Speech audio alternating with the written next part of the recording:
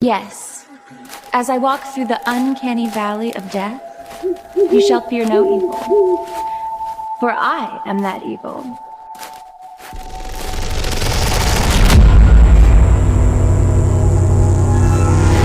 Good evening. Welcome to the Uncanny Valley. Today we're talking about Texas Chainsaw Massacre from 2003, produced by Platinum Dunes, starring some actors and directed presumably by a director. Possibly I written? think so. I think there was a director There may have somewhere been. on set. I heard he was German.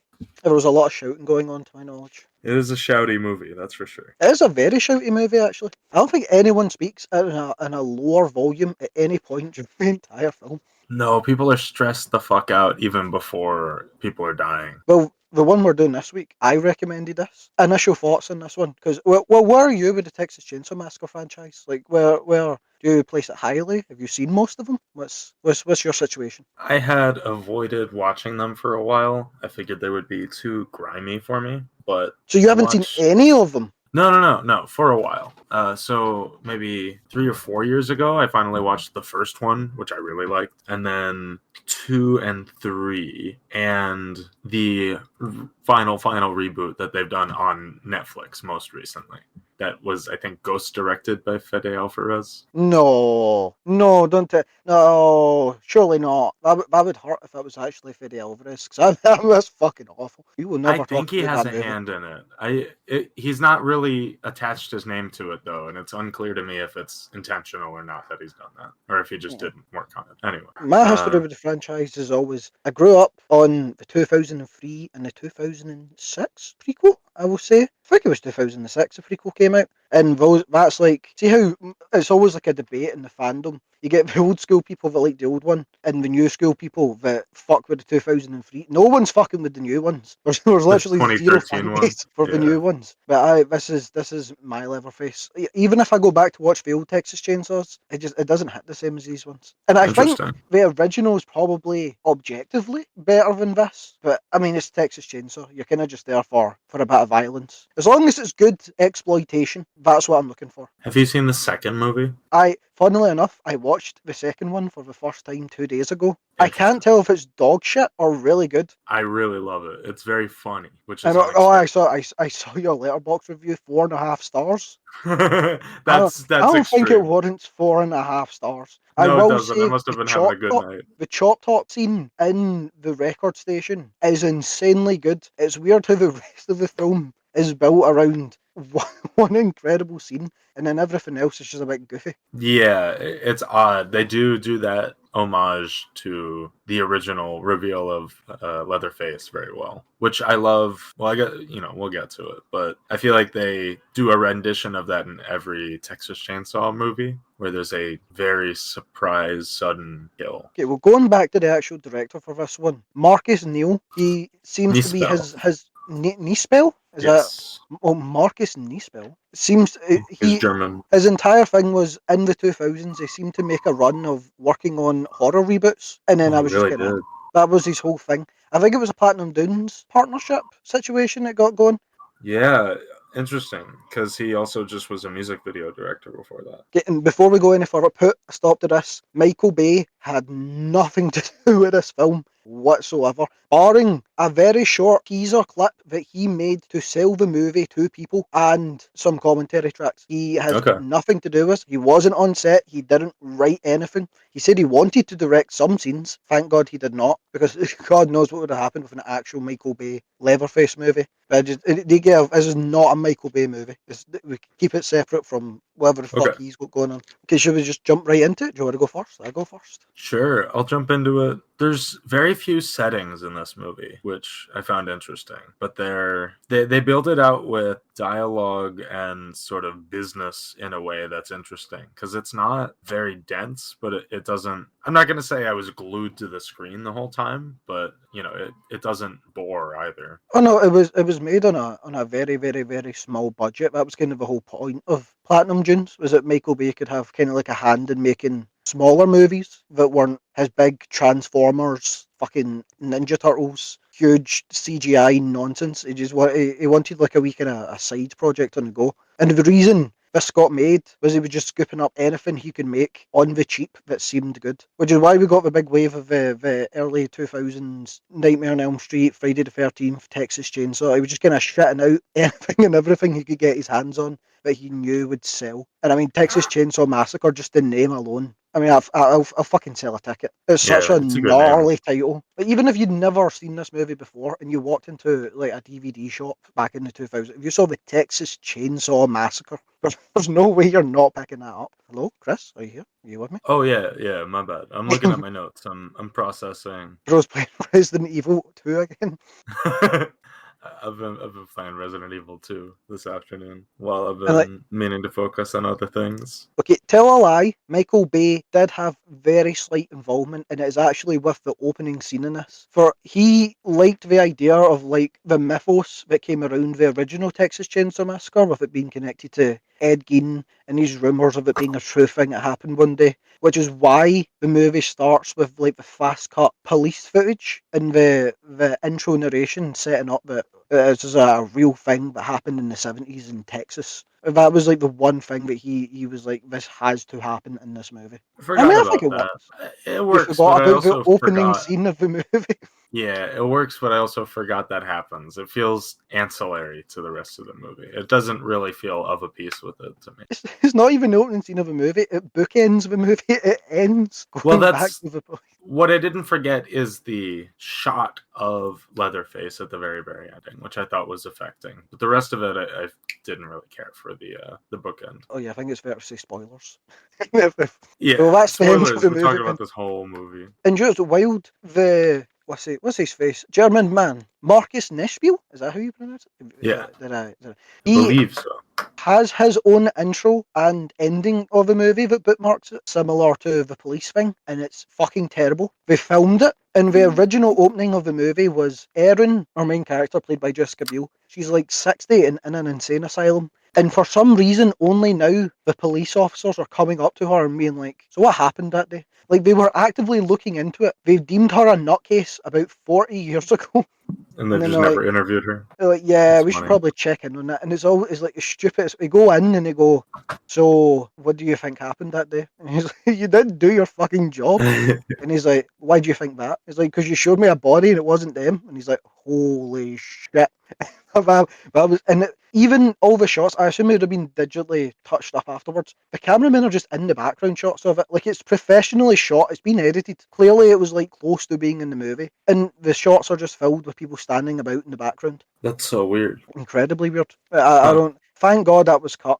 Behind the scenes, Marcus did say there was a lot of stuff he wanted to do that people told him no, and it seems like a lot of the time it would have probably been better for a no, because there's more stuff further into the movie that they have shot then cut, and it is all fairly bad. Interesting. All right, I'll ask more about that when we get there, I guess. Let's get past that intro to we're just opening the van with 5 friends. Yeah, Right? we're introduced to the main cast: Erin, Kemper, Morgan, and Andy, and some hippie girl they picked up called Pepper, who we don't really know. She's just kind of there. And there's some making out going on. Oh, Jonathan Tucker is uncomfortable. Jonathan Tucker, I wouldn't say he's uncomfortable. He's having a fun old time in the back. He's smiling, laughing at him. He And is, it's like- yeah. He's been weird about it, maybe. It kind of feels like a proto Scooby Doo setup they've got on the go. Only Kinda, instead of a dog, they've got like a horny hippie.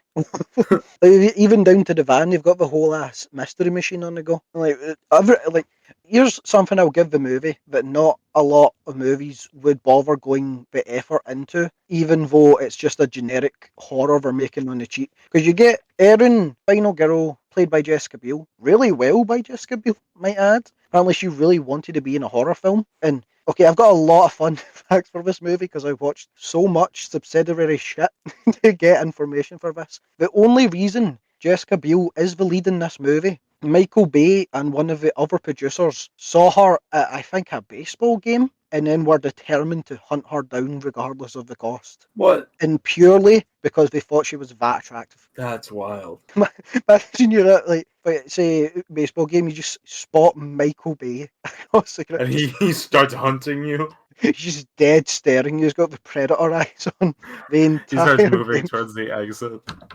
He just shimmies one seat. time. Oh my god, I hate that. And the other guy's old as hell as well, so she's just been sat there with this 40-year-old and about 50-year-old man peering down at her the entire game. Hate that. Okay, side tangent. Back to what I was saying. We get our main. He's like the Freddy of Scooby Doo, like our main gang lead, Kemper, who's played by, I'd say, Eric Balfour. Yes. I'm going to butcher names, by the way. I only know him from Skyline. I know most of these people from nothing, so you're better in than I am. He's in something. He's in a couple of. He might be in Grey's Anatomy or something like that. Yeah, Some he's in soap something. opera-ish show. Yeah, He's done something at some point in time. very true. Like, I feel like they give the characters more depth than a movie like this would normally give them, because you get him as what you would think is the main character, and obviously they pull that back to let Jessica Biel take over later on in the movie. But he's not the Captain America of the group. He's kind of just a dickhead, but he happens to be the leader because he's more authoritarian than the rest of them. He's a dickhead and kind of a pushover too. He's a pushover, a dickhead, but he drives the van, and it's his van. So I take it that's what gives him. And furthering that, you've got Jonathan Tucker's character, Morgan, who, like, clearly he's the geeky. Like, he's the Velma of the group, if we're continuing the Scooby-Doo. I don't feel like he acts that geeky after this first scene. Yeah, but he's realistically geeky. Like, he's smart, but he's not just this pushover virgin that they sit and bully the entire time. Like, he's clearly an actual friend of theirs. He's just the intelligent one. And then we have Andy, who's played by Mike Vogel, I'm going to say his name is. He can add nothing to it. He's just there. He's behind the scenes, they make him up as if he's the kind of lovable idiot. I wouldn't say so. He's just, take him or leave him. He sort of sucks, yeah. And then the hippie girl I quite like, because a lot of the behind the scenes, she's basically only in this movie because she can scream like a motherfucker. If you watch the behind the scenes, she can flip in on like that. And apparently when they were casting her, they cast her in an office building. So apparently the people above and below would have just heard the most hysterical loud screaming for about 10 minutes straight. You know, I think she's, like, for not having a big part in the movie, I think Pepper's actually, like, I wish there was more of her. I feel like she's one of the more interesting people compared to when we get a lot of Andy, who's just kind of a dude. He's just a bro. Yeah, she makes it far into the movie, but we don't get a lot of screen time with her.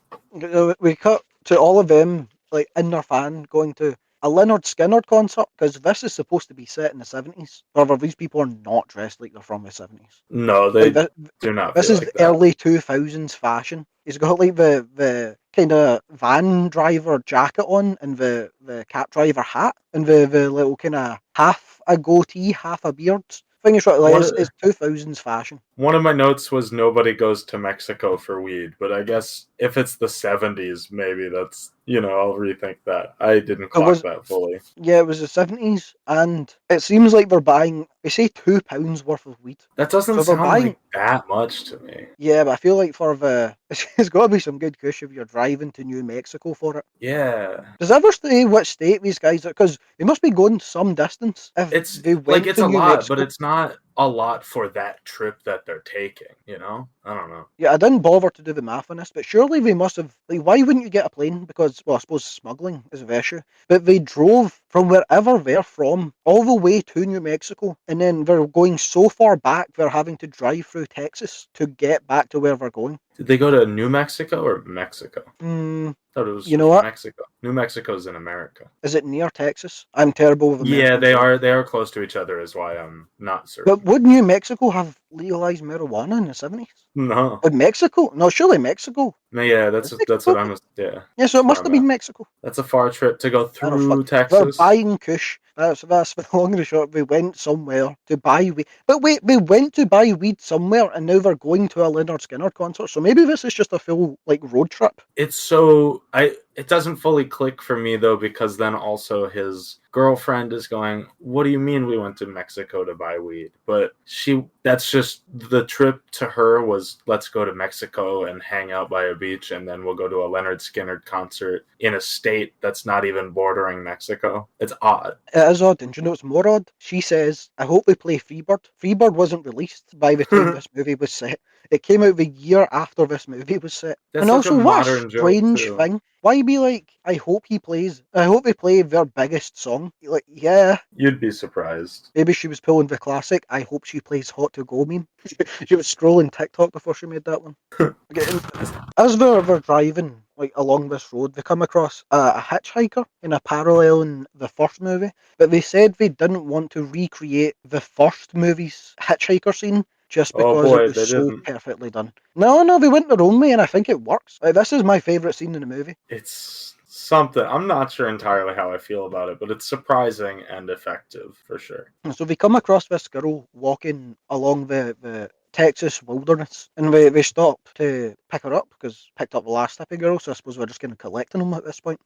And like she, like the makeup on this girl, you can tell she's been through shit, and there's nothing like visible on her. You don't see blood right away. It's just how pale and frail the makeup team managed to make her look. You can tell something fucked's happening just by looking at her. But I mean, props to the whole makeup department because makeup in this is really, really, really good. It is good. Yeah, I like the practical elements of everything. But she's muttering a whole lot of shit. She's talking about people have died and there's bad men. So obviously, what you do when you find a mentally deranged pale girl in the middle of the road, you just slap her in the van and drive off with her. You don't Yeah, even get a direction. There's like, yeah, sure, bring her with you. pick her up. But do you wish she'd survived longer? Because I feel like having someone with prior knowledge might have been. I suppose he would have just drove away, wouldn't he? She kind of has to go out in this opening scene. Yeah, she has to. Even in this opening scene, she's a little too manic. Like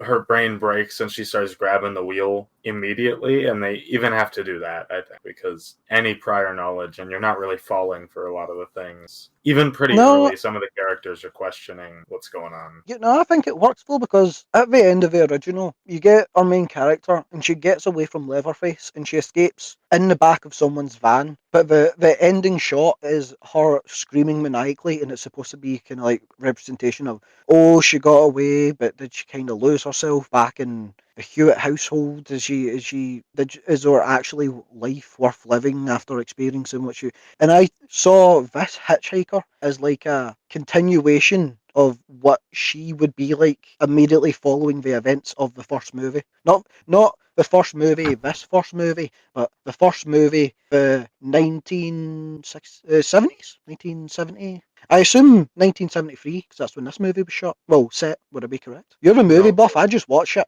When did Toby Hooper make Texas Chainsaw? We're a little out of my depth on this one specifically. I would like Regardless, to have done more research, but I did not. my point still stands. You know what I'm getting at. We don't need to go further. I'm embarrassing myself here. I've only done about 2 full shifts worth of research. You have been killing it on the research with this one.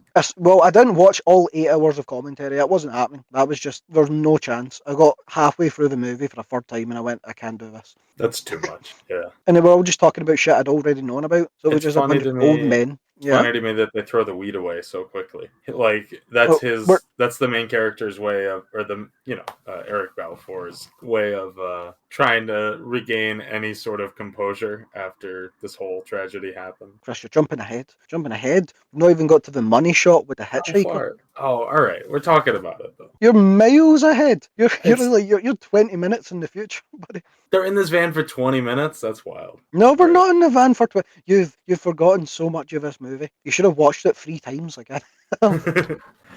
I probably should have gone through it one more time, considering it's been a day or two.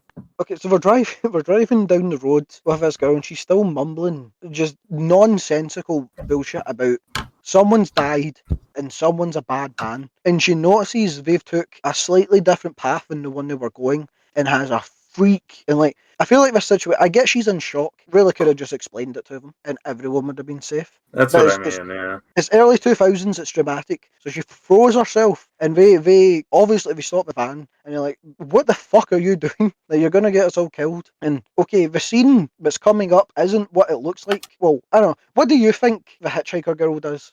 I'll be interested, having not seen behind. What do you think she does? It looks like she has a gun stashed in her vagina.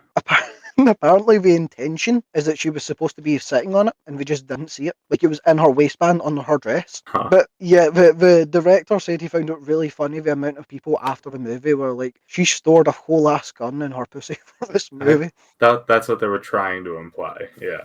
And she takes her gun out and before blowing her brains out, she says, "You're all going to die," which isn't the nicest message to give people. Really, you could have just said, maybe go back. But she decided, Maybe go back. she's lost her mind. We'll let her away with it. And this shot is it's a gnarly suicide shot because they don't like shy away. You see the gun in the mouth, the back of the mouth come out. It is sick as hell. I wish more movies didn't shy away from shit like this. And it's all practical as well. Do you know any of the behind the scenes of this shot? No, but it looks practical. It looks good. Okay, the suicide starts with her revolver in mouth and her pulling the trigger. The way they did this is really fun actually. They had a real gun that was hollowed out and they put an air cannon through it. So when she placed it in her mouth and they pressed the air, it made like a kind of a in her mouth to simulate. And then to make the blood splatter and the window out the back of the van explode outwards, they explained it as a tomato sauce gun that shoots chunks, and it looks like a revolver. I don't know where they got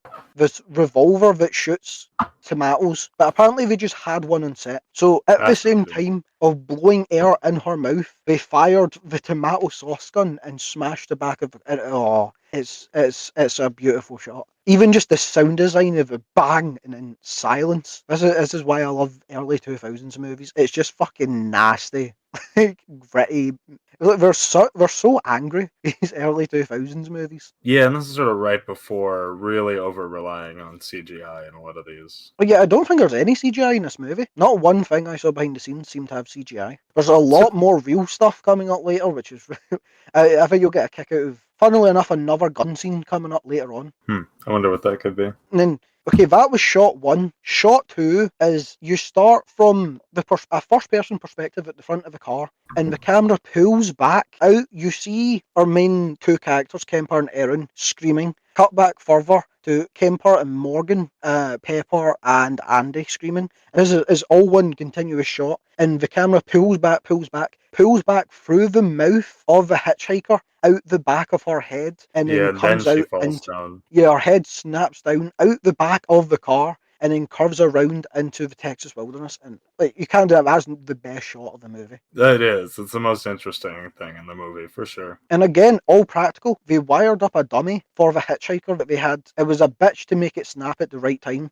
But they had to keep doing it. And to get the shot, they cut a hole in the back of the car to put a crane with a camera in, and then the lens for their camera was a lens we use for rectal examinations to be able to get it through the mouth. Oh. And then they had to just hit it and hit it and hit it until we finally got that shot. I'm pretty sure the screaming was ADR'd afterwards because there was like some rustling, and by the time we got it, we just went, mate, I can't be fucked with this anymore at all. Yeah, that makes sense. We storyboarded that whole shot out as well, and it was just kind of like we're going to do it, we just have to figure out how to. So that was sort of in the concept from very early on, isn't it? Oh, Marcus, the director, he storyboarded the entire movie from day one. The second he got it, he wrote the script, he storyboarded everything, and was like, this is how this movie is coming together. Interesting. He has an insane work ethic for someone with not a great filmography. You see a lot behind the scenes, he's really involved. It's a shame he's not bad, but I don't think there's anything he does that studios wouldn't just get from another director. Which seems a shame, he seems nice. Yeah, that seems to be the case. He's probably a good workman director.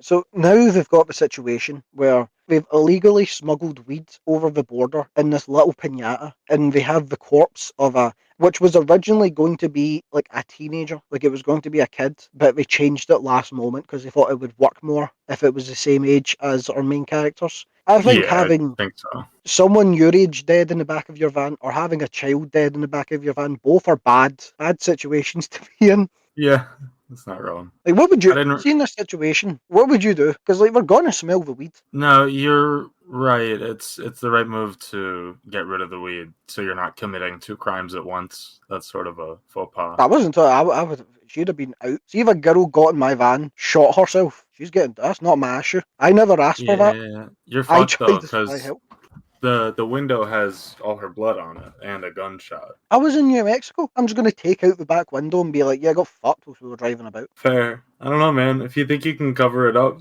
What do you mean cover it? You're in the middle. There's nothing anywhere nearby. I guess you're right. If it's the 70s, fucking hell, I'm not doing much, probably. I suppose I these might guys try to probably have report more. it Yeah, like they somewhere. probably have more empathy than I do. But I'd be like, oh, she's dead. She's not going to give a shit. See, if I got into your van, Chris, if we met and I immediately killed myself in the back of your van, I don't think I could complain if you just dumped my body. Because I've kind of caused the issue. I would want your family members and your significant other to know. Well, if I was about to survive and I decided I'm going to kill myself anyway, that's my fault. I'm not wrong, yeah. Plus, for all we know, her family got killed. She was just mumbling. I don't think they ever make any reference to like a missing girl at any point. No one cares who goes missing here. It's the 70s. It'll be fine.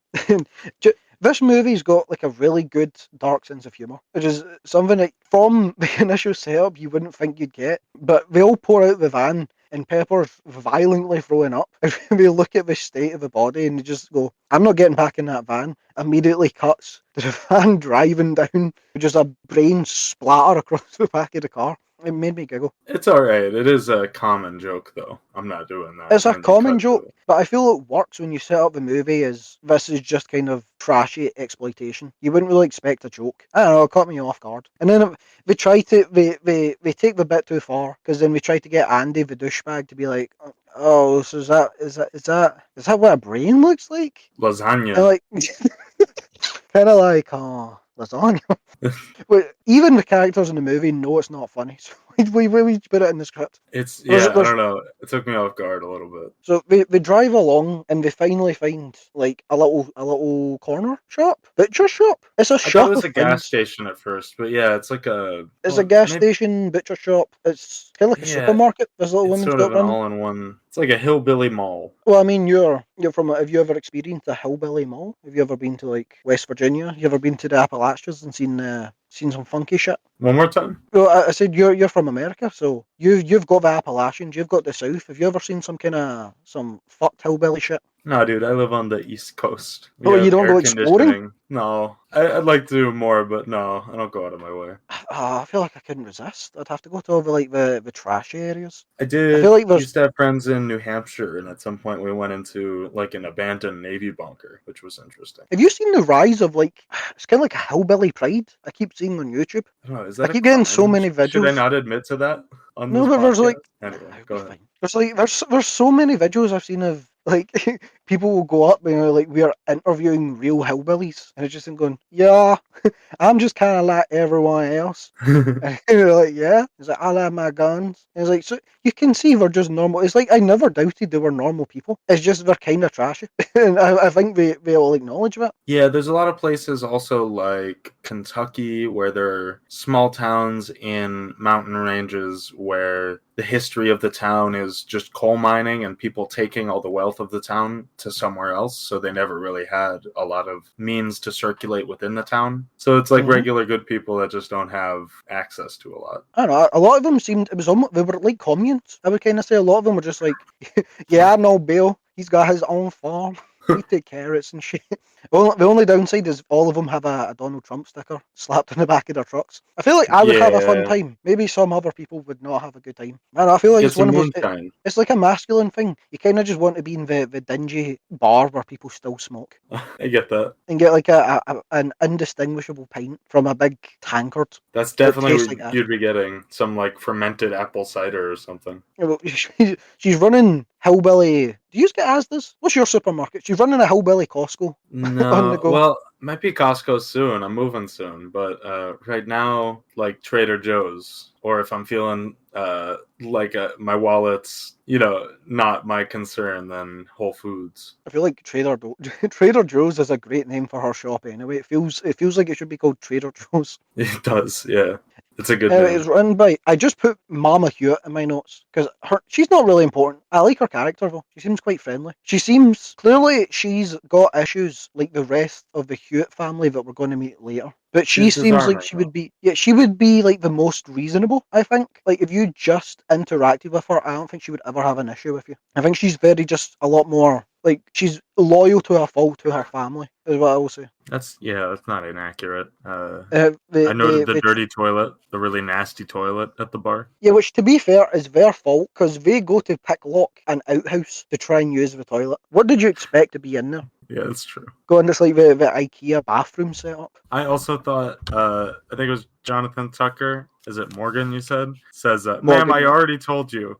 Leave her alone. I know you're stressed out, but you don't make this worse." They Because start getting a little hairy with her. Yeah, they start arguing with her, but she seems nice. So I think our main cast are just kind of being assholes to her. Because they asked her to phone the sheriff. She phones the sheriff and she goes, yeah, the sheriff said he'll meet you at this abandoned windmill like 2 miles away. And they're like, what the fuck, we're not doing that. And she's like, well, what do you want me to do about it? And we keep harassing this poor old lady for no reason. And it's like, she didn't go, oh yeah, go get them down the windmill. She did what they asked. Yeah, and it's still in their power to not go. Which I don't know if it's supposed to harken back to like the originals themes with like old fashioned like American pride and this new generation of like young hippies like kind of taking over what's supposed to be like what's culturally significant to them, with these kids coming in and being like overly aggressive to this lady, which again, to be fair, she did try to help them. Whether or not she knew the sheriff was going to do what he was going to do, which she probably did. I mean, she just did what they asked. Not like the sheriff planned it. Interesting take. I don't think she was trying to help them, but she does come off very nice. Yeah, but I don't think she was trying to be an asshole to him either. She just kind of did what she... Like, you can't put a fault on her. You went, phone the sheriff. And she went, yeah, he'll get you there. What was she supposed to do? Go, no, he'll kill you, run. Well, I mean, maybe that, but I agree that these main characters, by the time she's doing that, don't take it out on her. Just decide to go or not to go based on what you know. See, we just dumped the body. Like I said I would if we wouldn't have had this situation. But, okay, yeah, they give in and they drive to the windmill. It's like it's an old abandoned farm, essentially. Which, again, this is a real abandoned farm that they just used. They went scouting for locations and they found most of them in like 20 minutes. Which is part of the reason the movie... See, quick question. See, when you watched this movie, did it look like piss? Did the movie look like piss? Yeah, it was all like... it's as if a pissy teabag has been run over the film. A little bit, I guess. Is that something they went for?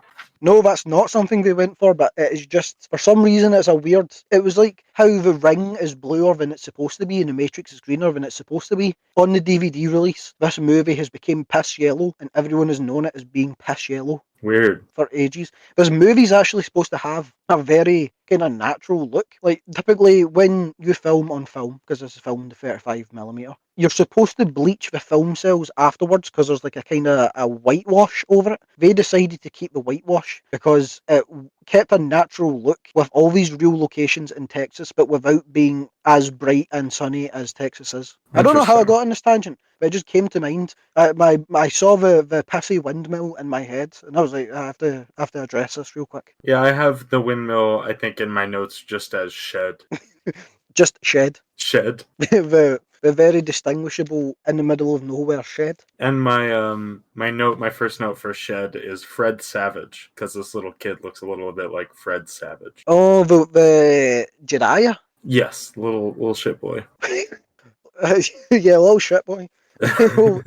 They get to the pissy windmill with the shitty little boy, and we're like, they have a vote on what to do with the body, which, I mean, it's just kind of lazy writing, I would say, that they're like, well, of course, the two girls go, we can't leave the body, and all the guys go, yeah, fucking dump that shit. And in here was where you were running ahead to. Here is where our main character, Tucker. No, not Tucker. Who the fuck's Tucker? Where did I get Tucker from? Jonathan Tucker? I got it from Jonathan Tucker. I'm getting the people and the actors mixed up. Our main character, Kemper, which isn't a real name. Who's called Kemper? Just during Ed Kemper. Yeah, but that's a surname. This guy's name is Kemper. Yeah, nobody is just named Kemper. It's just a weird reference. And it's during this like whole what to do with the body debate that our main character, Kemper, he takes the piñata with their £2 of weed that they smuggled and launches it off into the field. And of course, again, lazy writing, the two girls being the two empaths and the guys just being bit of dickheads. All the guys are like, hey, what you doing? You He know, the girls definitely are like, throws the thing into the woods before they reach this area because there's that segment where the body bounces in the van when they hit a pothole, and that's in between. yeah, that's just kind of filler to pad out the length of the movie, I would say. I feel Yeah, like they just kind of wanted to play with their puppet for a few more scenes. Anyway,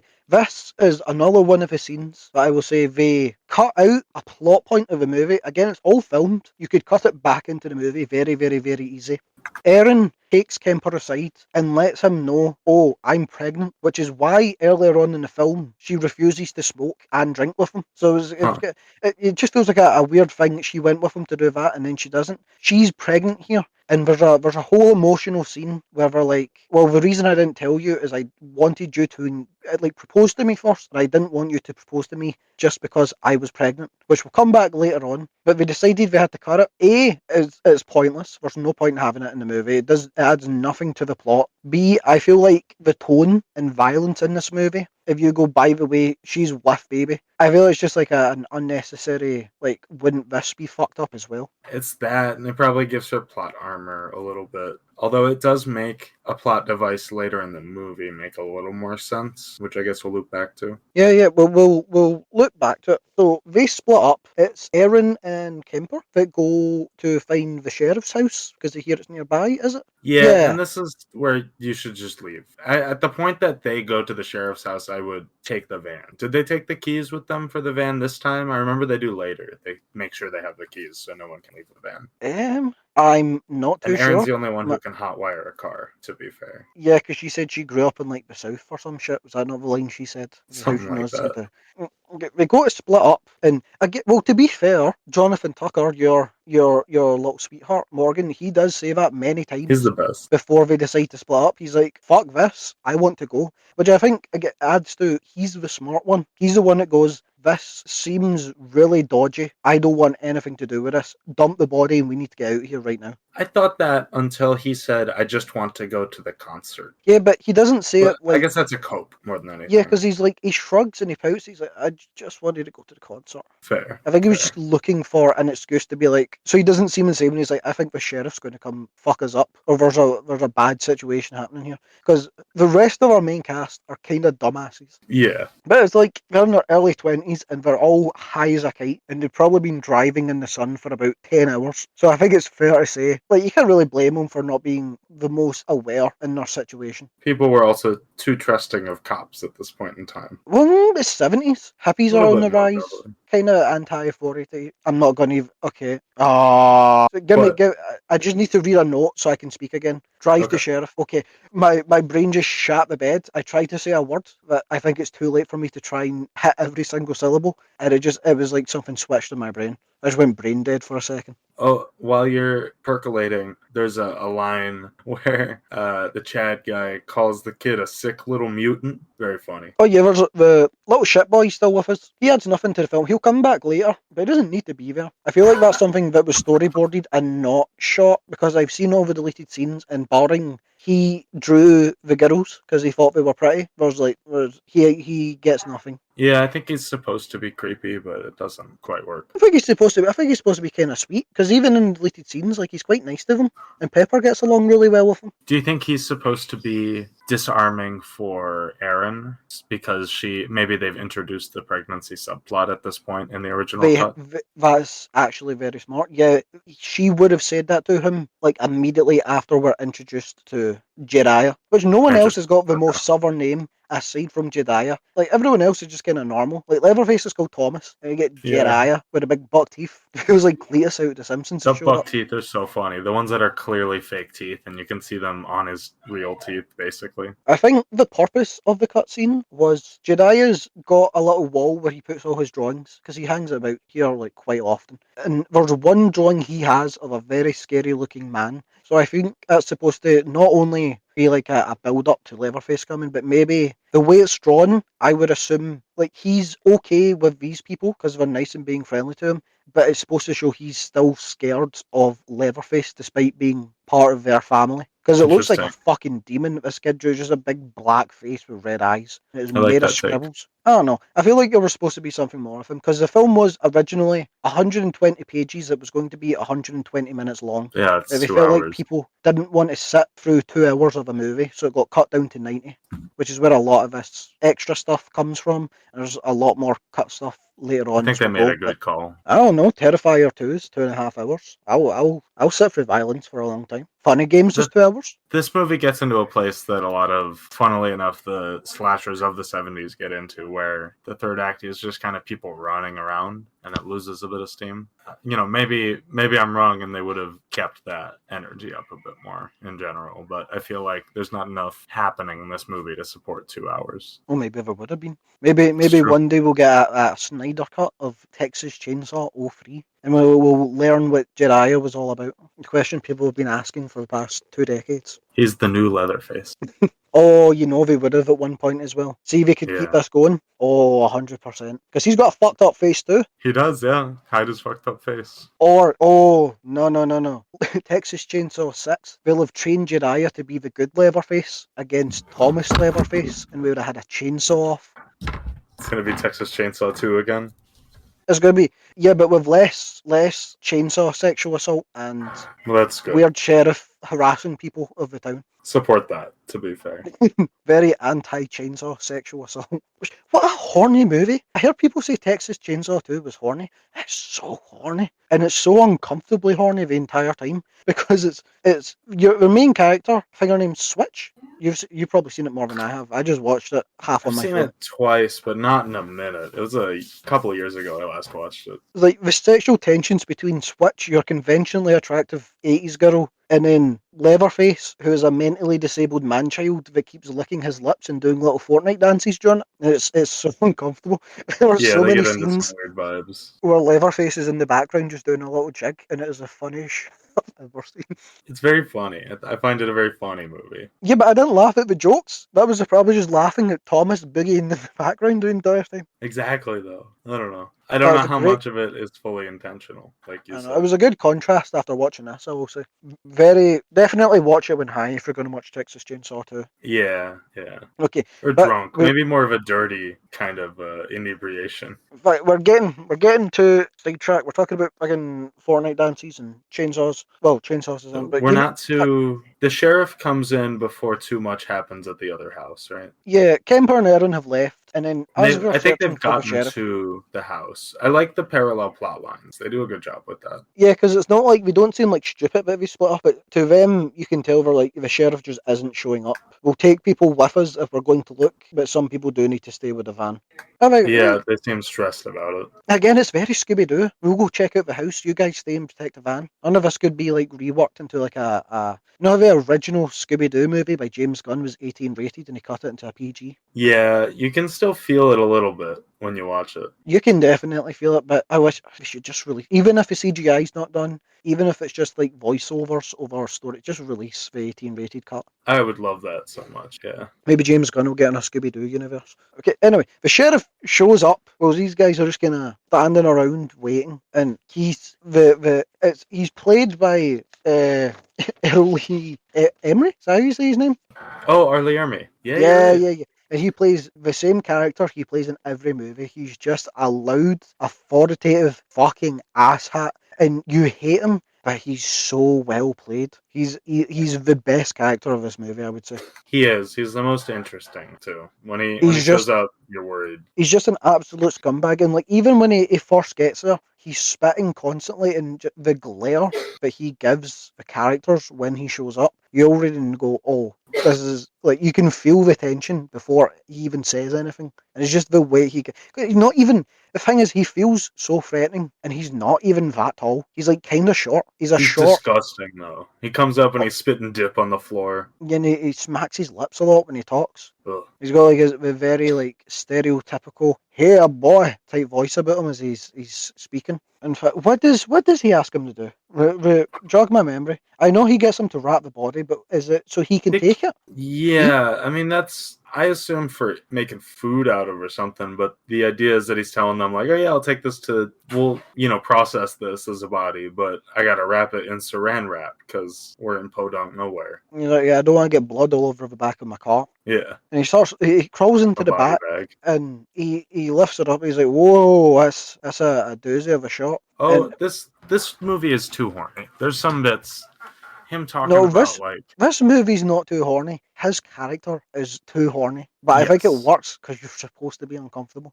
that's And fair. he's like, okay, well, help me get this saran wrapped. Obviously, our characters are uncomfortable picking up this random corpse, but there's like a tone of anger in his voice whenever he speaks to them. Like there's threat implied without him even when he's acting friendly. Everything he says is like a sliver of you have to do what I say. And he gets our boy Andy to help hold up the corpse as he's wrapping her. And the vile thing this man says. Because our dead girl, she's got Awful. blood between her legs. And he turns to Andy and he goes, yo, she's a little wet down there. What fun have you boys been having with this girl? And it's like, it's horrible, but you've also met old people that make jokes like this. Like just horrible, sick, really disgusting jokes. It's something you would, like, in public transport, you would hear some fucking creep saying from like a few seats down, but it just makes you feel ill. Now, I'm sure Yeah, you've interacted with people like Sheriff Hoyt before. I guess I ignore You them. you ignore them, but you know they exist. Yeah, that's true. Yeah, there's a lot of gross people out there. Okay, well, as we're doing that, we cut back to our main characters, Erin and Kemper, and they arrive at the Hewitt household. Again, fun fact, Hewitt, the surname was taken from Texas Chainsaw Massacre 2. In the original, their surname is actually, I think it's Slaughter. It's like something Oh, really shit. interesting. But there's a few more things in this movie that I think were taken from Texas Chainsaw 2 that I watched that movie and I was half asleep, so I don't remember any of them, barring the Hewitt name. That's the only part I remember. No, my memory of these movies is not super strong. They never grabbed me a ton. I'm interested. We get to the Hewitt household and we meet the uncle of the family, who's an old man in a wheelchair with no legs. Which apparently the way they shot this is they built him a custom wheelchair and he just kneeled the entire time, which is really impressive because it looks really good. Like the little fake stumps. It If you could does. tell me That's an that's a impressive disabled effect. actor. But I feel like if you release this movie nowadays, people would talk about how good the practical effects are, Well, which if is you release kind of this sad. movie nowadays, people would say you could just have hired a disabled actor, I think, potentially. Yeah, but you find out how he got his legs removed in the prequel, and you couldn't have done that with a disabled actor now, could you? Because he No, had to that's be true. walking at some point. They were thinking ahead. It wasn't ableism. Don't let anyone tell you Hollywood's ableist. They're actually just Okay. thinking ahead for further movies. They're too smart. They're too smart for me. Yeah, you don't get it. We're not part of Hollywood, but I trust me, don't get it. no. Yeah, it's just how it is, how it has to be. You can't cast disabled people for reasons. Anyway, So they arrive, and again, this guy also, but he's not like the sheriff. The sheriff has a tone of threat to his voice, but this character, it's like a consistent anger. Like he seems like he's going to lose his shit any moment. And Erin, Jessica Biel's character, she goes up and she's like, "Hi, sorry to disturb you. We really need to use your phone to phone the sheriff because we can't get a hold of him." And he goes, "Yeah, sure. My phone's in the back of the house." And then as we go to walk in, he stops Kemper by the door and he's like, "Hey, I didn't see you could go in," and follows Erin into the house, which again, this house, a real abandoned house they found in the middle of the wilderness. And it's so sick. It's cool. such a sick design. That's interesting because it looks like the house. It looks like the same design that they've used for everything. Yeah, it looks like the layout is similar to the original movie, but it's got like a Russian imperialistic like brutalism, like architecture about it. Like it looks like you made a Minecraft house out of purely smooth stone. It's just it's a block of a house, It but it's is, yeah. it's imposing. I don't know if maybe it's just the way they shoot it, but it's only a two-story. It feels fucking huge. It feels like it has armored gates that could come down. Yeah, like if you got stuck inside, like you're not going to burst through a wall in this house. Like it's made of like 6-inch solid stone. That's creepy. I don't know how that'd affect the weather. I don't know if I'd be nice and breezy or if I'd be a death trap. I feel like it's got to be warm, especially in Texas. That's very true. There's no way they have air conditioning. I mean, they could have stole a fan. If you think about that one. Maybe we just Yeah. keep taking people's cars and like leaving the air Installing conditioning the on in them. ACs. That's Yeah, funny. well, they're a productive bunch. Anyway, she's going through the house and Do you want to give us like a layout of what you actually see in this inside of this house? I Uh, can hear your notes. Did you watch this movie, Chris? I did. I did. Are you sure about that? I honestly only have much of a recollection of like the main hallway and then the bathroom and the house. There's sort of two offshoot living room sort of spaces, and then I'm aware of Eric Balfour. He walks upstairs into sort of where it starts feeling like a different layout.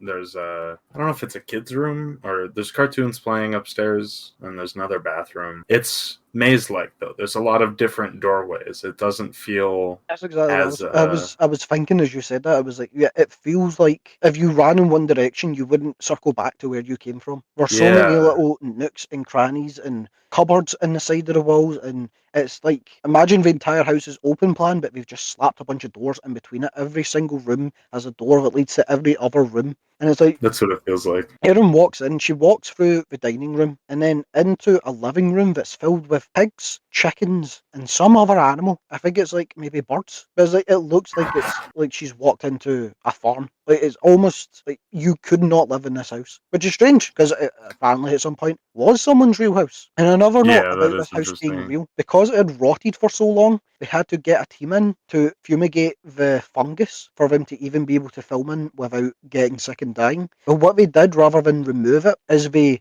like plastered over, well not plastered, they put a film over everything. So the fungus is like still there. So all the rot you see in this house is real rot. Like they barely had to do much set design wise. They brought in a That's few things from cool. the original movie. But the fact that that's see if you were in the middle of nowhere and you were like, what's that house? And it was and it looked like that, it'd be fucking horrifying. Yeah, that's smart. So one of the I like exploring abandoned places. If I found this place, I would not go in. I was like, it's just even the shape of the house itself would be intimidating just to see like off in the horizon. Yeah, once I saw this guy in the wheelchair, just because of his vibe and this house and everything going on, I would turn around and go back to my friends and say, "This is not." I don't know if I would get this You've got a far. I problem might. with people in wheelchairs? Is that what it is? That's what I was trying to avoid you bringing up. No, no, man, it's his vibe.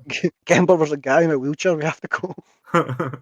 He tried to But invite me into his house. I think this is where I'd tweak it at the very latest. Like, I would not go into this house and see what's up in here. Well, she's looking for the phone and going through this maze. She hears a loud smash from the bathroom, and the uncle has quote unquote fallen. He's fallen and he cannot get up from his wheelchair, and he screams for Erin to come help him get back up in his wheelchair. It's clearly not what he's making it out to be. Because during this is also a very disgusting scene, which I feel the blood between the hitchhiker's legs and this scene is they don't ever actually show any form of sexual assault or rape, but it's clearly like it's not even subtext, it's text but just not said or shown. Which Well, I think's smart. I they feel like do this show him movie's groping her, which is rough. yeah, they sure, but again, with the sheriff, you people like this is they're played up to be comically evil people, but also this is just people you would meet. Like you would meet an Yeah, old creepy man like this. He uses this situation to again sexually assault our main character. She's trying to help him up into his wheelchair,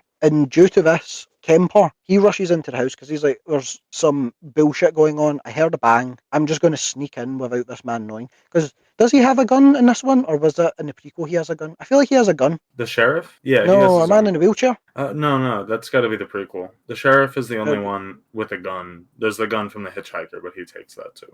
Well, anyway, he sneaks in trying to look for Erin, but he's not shouting her name of it because he's trying to. He doesn't want his old man to know that he's essentially just broken into his house, even though his girlfriend's in danger. So I think it's very fair. And as Erin's trying to help this man up, and Kemper's sneaking around the house, you see the one thing that is like unrealistic about this being a real house. Leatherface down in the basement, he seems to have little. It looks like the thing that Plankton, like the big telescope that comes out the chum bucket. He seems to have giant telescopes hidden throughout the walls with little peeky ports that he can just kind of spy on people as they walk around. The basement's crazy to me. It's like a warehouse down there. The basement's crazy, but again, I have more fun facts. We'll go back to that.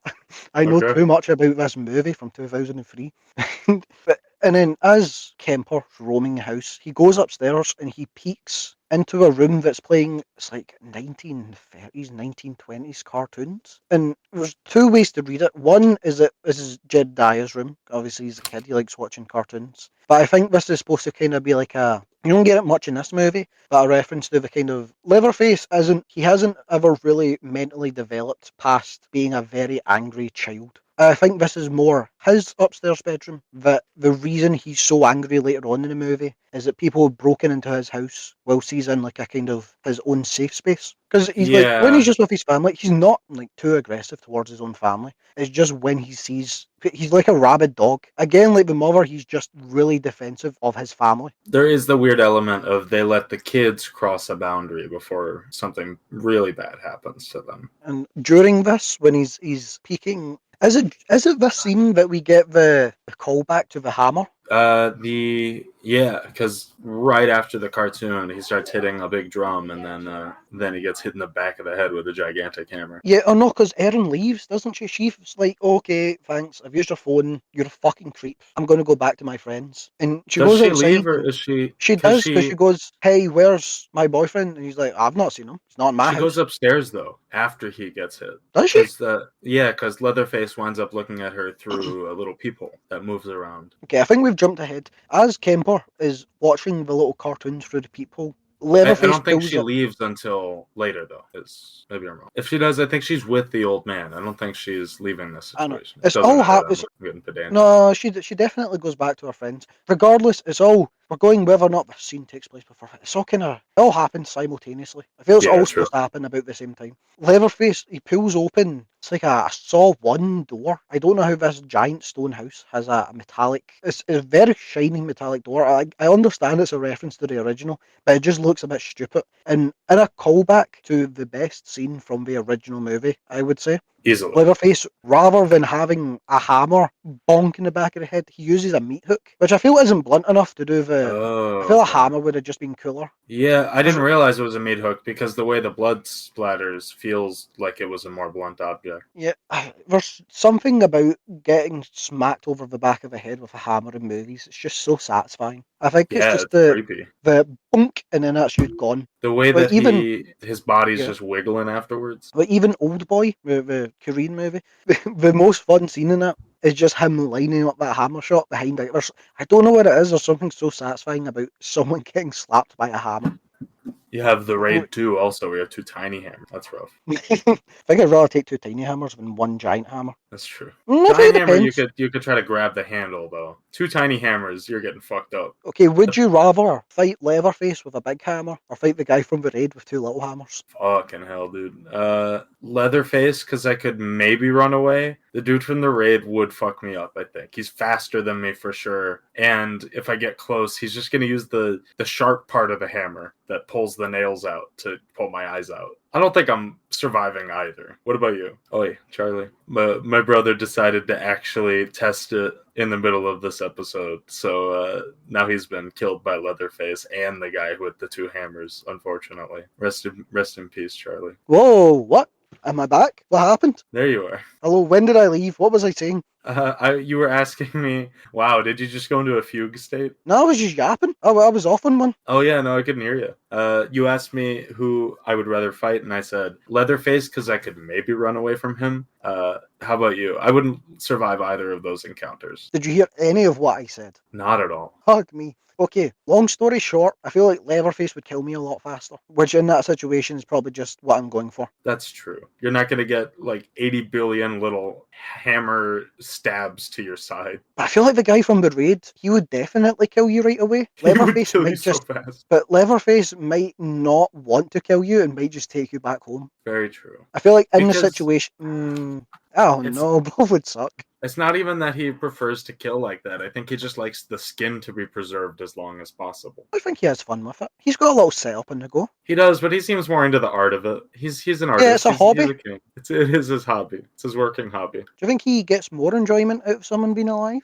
Or do you think it's just kind of to him? I He doesn't really legitimately, if I want to put my own spin on it, because I don't really feel like this is anywhere in the movie, but I like to think it's because the face stays fresher, so he can wear this face for a couple days and then that face he'll take, but it's still good because it's been on the host body. I could see that. Because he Maybe it's doesn't just keep the face that long, doesn't seem like. yeah, but he makes it into leather. He dries it out. That's true. What does he He's dry it? Well, I Leatherface. mean, he'll eat some of it, I suppose. He did prepare the meat on that guy, but we'll get to we'll get to that. I both like how they use those shots as an opportunity to just be atmospheric when you're watching him do whatever he's doing, but it also is, I wish they told us a little bit more about what he's up to. Do you really need to know much more of what he's up No. to? Just that we're talking about it now for this conversation, it would have been helpful. In the movie, I don't really care. So you're saying you would want like a 10-minute like YouTube tutorial style Leatherface video? Yeah. Hey guys, it's Leather here. I mean, Catch up wait, with can he another speak? Does he say makeup anything? tutorial. No, he can't. He would be doing makeup tutorials, not in this movie, but in other ones. I'd like Which that. that's my again side tangent. That's my favourite Leatherface look. See the Pretty Woman mask. There's something so horrific about it. Not just being someone else's face he's wearing, but a very tall, angry, grown-up man wearing a frail old woman face with makeup on it. There's something so horrifying about it. For me, the most affecting one is when he's wearing Kemper's face when he's chasing Aaron. I don't feel like they. The River Song spoilers, honey. Oh, it's fine. People have seen the movie. They're not watching the movie while we're talking about this. Spoilers for Platinum Dunes 2003 remake. You get one person in Discord to be like, bro, you just spoiled everything. As just like you were talking about the opening scene in the beginning. Me of all people. So if this episode does go out, I'll be the first one to reply to it and be like, you cunt, you talked about the opening in the beginning, so no one else can have that like hold on me. Exactly. I'll do it for I'll just the power. refuse. Yeah, I'll refuse to take criticism. But what I'll do is I'll criticize myself, so no one can criticize me afterwards because I've already done it. That's how I live I'll my just life. not Yeah, that's the strategy. Yeah, so Aaron Kemper's fucked. Kemper was twitching and essentially convulsing. Like he was death rattling as Leatherface was taking him. The movie does a great job of making you unsure if he's completely dead or if he has one more scene coming up or something. I feel like they tease it a little bit. Yeah, I think it's a good rug pull because if you watched any other movie, you'd be like, he survived that. Like you'll find him later on, and you do.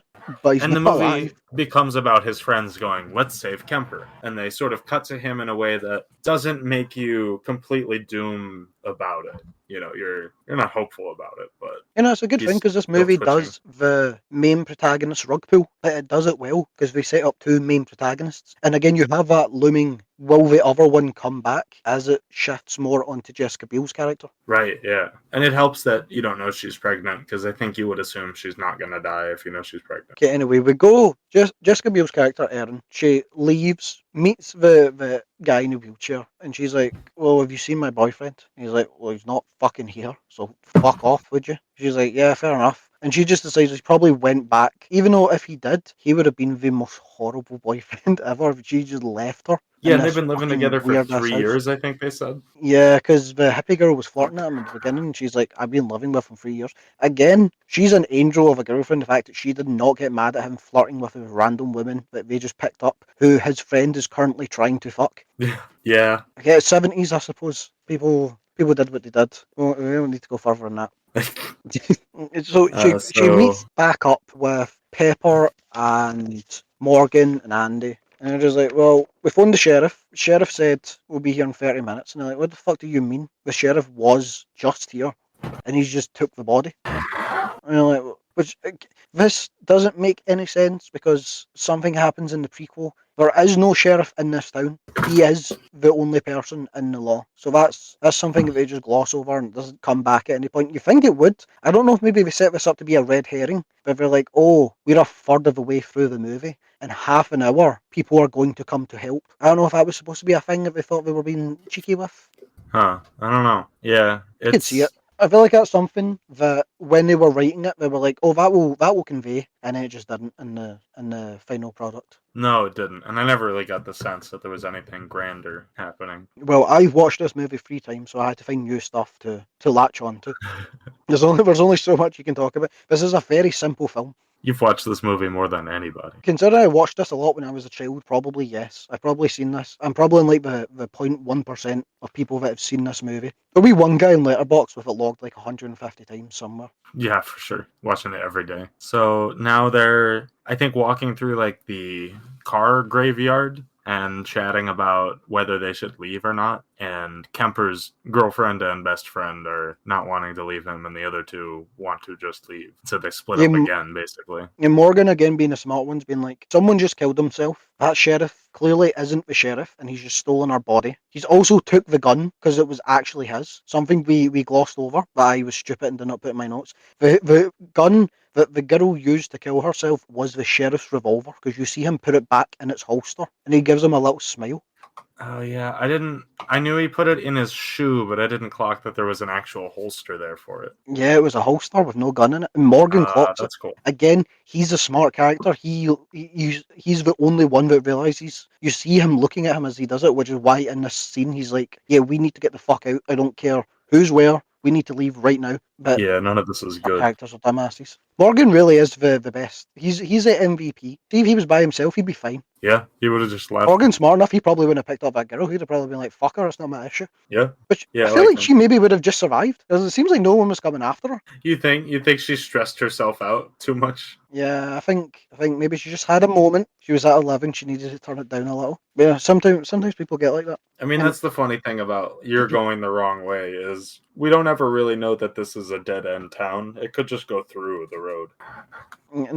But as we're having this discussion, we're going through the car graveyard, which seems to be behind this windmill. And this is something that never comes back later on in the movie, but for some reason, there's photos of the people who owned these cars pickled in jars. Oh yeah, there's a lot of that going on. Yeah, there's a lot of pickles, and obviously all the main characters are like, this is strange. What's this about? Good question, because it never comes back. I suppose the Hewitt family just kind of like to pickle things. And that's not in the deleted scenes or anything, right? No, that's just I take it that's in the storyboard that never got made. Yeah, I don't know, because it's not like he uses the eyes that they pickle for his costumes or anything. Just we have this little snacks. Well, I think because you see in Leatherface's workshop, he does pickle things on occasion. So maybe it's just kind of like maybe just seeing what happens to photos if you pickle them. We did that a lot when I worked at McDonald's. Whenever it was a night shift and there was no managers about, we would just throw stuff in the air fryer to see what it does. That's fun. It was fun to make poppadoms with the tortillas when because you would throw them into the air fryer and they would bubble up, look like a poppadom. You could take them out, fried bread, nice little snack. Can't sell them. Someone's deep fried it. You have to eat it. Nice. You always come back to the manager about what the fuck's going on. Some dumb cunt's deep frying a Happy Meal box. Yeah, people at Starbucks like to employees on their breaks just try like, I'll buy this orange juice and I'll blend it in the blender with a bunch of stuff. I know someone who blended a brownie. You're open during the day. Yeah. You can blend brownies. I make milkshakes with them. Well, I used to make milkshakes with them. Still interesting. But it was too thick for But you're open during the day. At least when I did it, it was 3 a.m. It was very... True. Have you seen the Beavis and Butthead episode where they work at McDonald's? No, I haven't. Night shift McDonald's is a very similar vibe to Beavis and Butthead working in a McDonald's. Which is why if you order late night McDonald's, all the food's shit, half of it's missing, and something's stale. It's just because you're so tired and you're so bored. You lose all grip of reality. You just start doing dumb shit. Yeah, you're not wrong. I worked an 11 p.m. to 6 a.m. shift for a few months, which was interesting. It's stressful, but I also like a night shift. I feel like you get the best people on a night shift because it's all the introverts. So little oversight. I fell asleep for 3 hours on my half-hour lunch break one time, and when I came back, everyone just kind of went, where were you? I once got my friend to come up to McDonald's, and we sat outside in the outside seating area for 3 hours, and then when I came back, I got a disciplinary the next day, and that was it. Huh. I don't know what happened. As well. This was Whole Foods, so I had to punch out and punch in. I'm surprised I never heard about it. I probably forgot to punch out in the first place. I don't know if this is going to end up longer than our last attempt. Even though it's a much simpler movie, I feel like there's more tangents going on here. It is. We are halfway through the movie, though. Although we are like 2 hours into this almost, so fair. Are we 2 hours into this? Yeah, we're 1.5 hours in. Holy fuck. How? It's such a simple movie. It is. I'm surprised. We're like 4 scenes through. It's better though. We did 2 hours on a shitty movie the last time we recorded something. Whether that 2 hours on a shitty, and I feel like if you'd never seen Predator, the plot was incomprehensible. The Yeah, way we no talked about Predator, to be 'cause clear, not Predator. not Predator. Predator is also a very simple movie. I feel like that'd be much easier to do than The Predator. Yeah, funnily enough. Maybe we just have to redo another episode 0 and just change it to Predator. Yeah. Anyway, our Whoops. main group, after seeing this weird pickle situation, because we need to get back on track. Okay. The And they find some the teeth boys, also, right? they find some teeth, and this is where Pepper, for the first time in the entire movie, is like, hold on. Because she's a bit ditzy, but she's not an idiot. I just think she's probably pretty high and not the most intelligent person. Yeah, that sounds accurate. And she finds teeth, and I don't think it's the teeth that set her off, it's the fact that the braces are still attached. She's like, oh my god. Right, it's from a teenager or something, it feels like, is even more what she's reacting to. Oh, I don't. Oh, maybe because the original girl was supposed to be a teenager. Maybe that was supposed to be a. Oh, I can see the connecting thread of things we didn't shoot in this movie. Your insights have started to piece it back for me. It's interesting when you can do that with stuff like this. There's So the a guys. couple movies I watched Mhm. extra scenes for, and stuff is thematically relevant that's in the movie still, but you would never know it unless you watch that scene. And a lot of the times, if you go back and you rewatch a movie with that in mind, the stuff that the bonus scenes brings up that you realise still kind of works without those scenes. So it just It kind of does, yeah. improves the movie. It's strange. It's strange how you can make a movie better by going what was supposed to be in it but wasn't good enough to be in it. Yeah, what did they decide didn't work? But I guess it's a pacing thing a lot of the time. Yeah, for this it was mostly runtime. But again, I think the movie is all the better for it because a lot of the stuff that they cut wasn't great, including the pregnancy scene and the bookend scenes and some more stuff coming up. One scene that should have been really good is going to come up, and it's really bad in the full version, and I'm glad Okay. that they cut it down. And it's not like plot bad, it looks shit. It looks really shit. I couldn't decide if I forget it, Morgan. If Morgan's shoving his arm in the car and then pretending like something grabbed him, if that was out of character, if that felt accurate for his character just kind of losing his mind. I think maybe he's just trying to lighten up the group. And he can't do anything also. He has no agency. So it might just be him trying to sort of do anything. Because even though Kemper is like the main guy of the group, I feel like he's not lower in the friend group than him. I feel like he also is well enough established in this friend group and they respect him enough that he could be a leader in a situation. I feel like he's just kind of trying to take control. He's trying to like have a kind of comedic moment to like up everyone because he's intelligent enough. Again, he's the only person. It's like, wait, this is fucked. You're right, and the only reason he really isn't able to take control is because Kemper specifically has been taken out of the picture because two people care too much about Kemper. I feel like if it was him or the other girl that got taken, people, obviously he wouldn't be there to tell them they should leave, but people would be more receptive to the idea. Yeah, because he seems split, but I think it's also, again, that's his friend. And even though in this scene, I think he's smart enough to know, okay, he's probably dead. He's still willing to go search for him. And I think it is just because, I mean, that's his friend. He can't just leave.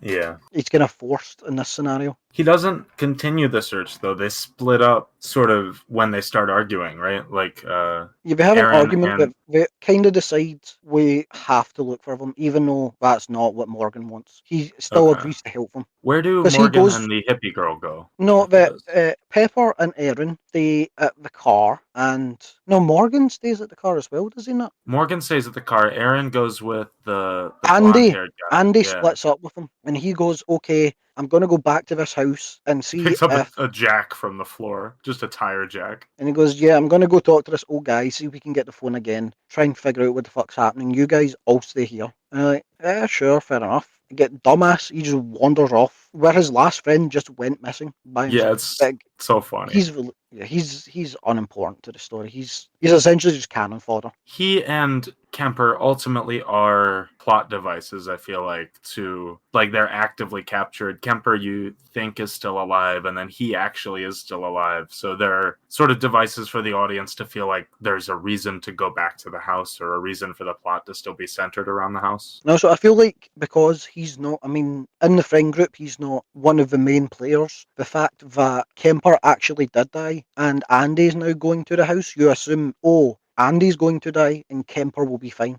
Right, yeah, you do, yeah. Because they don't show that Kemper is dead until you see his face on Leatherface, right? I think it's a little bit before that. Okay. No, yeah. They keep No, hinting. you're right. Because he's twitching, or there will be like saliva coming out of his mouth. It's, when you look back on it, and even when he first gets hit with the hammer or whatever hits him, he's twitching in a way where you're going, that guy's dead. That guy's brain dead. But they string it along in a way that's effective, I think. And they continue to tease it with the next scene.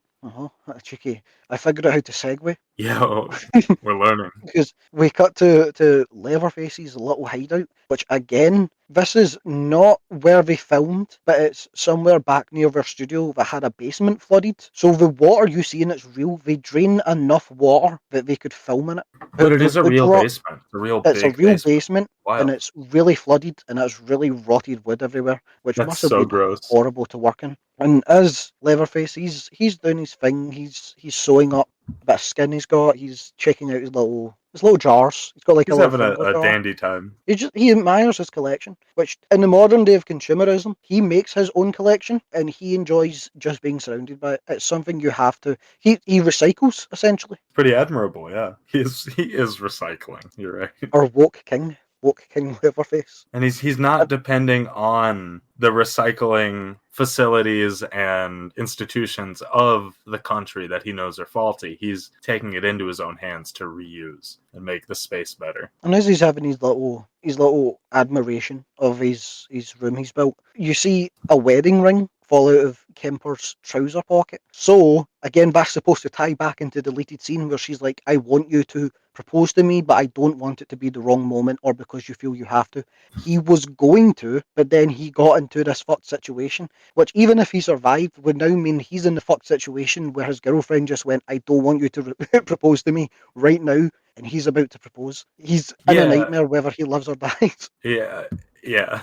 It sucks to see. I think it would have been the last thing going through his brain. He's like, I just forked out $2,000 on this shiny nice ring, and she's like, yeah, don't propose to me right now. Maybe that's why he's throwing the weed so angrily. Maybe that's why he was very gung-ho about going in the house. He's like, fuck it. Yeah. I saw a glimpse of one of my notes later, and it's the one scene in this movie I'm like, that's fucking nasty. I think my next note is like still alive. They're trying to make it look like Kemper is still alive, even though he's being strung up. But then I feel like pretty quickly, some big noise happens, and then Aaron runs into the house to see what's up with Andy. Yeah, no, Aaron's sneaking about. No, Aaron is sneaking about, and he goes into you get to see more of the house, and the kitchen is vile. The way they did this, again, I'm sure it's all raw meat, is you can see it in the shots, it's just speds stuck on the ceiling, and the meat is hanging from the springs of the bed, which is what they use. And they said the kitchen was too big when they were filming, and they wanted it to feel a lot more claustrophobic, so they added that extra layer with being able to hang things down to pack it in even more. I think it really works. It's disgusting.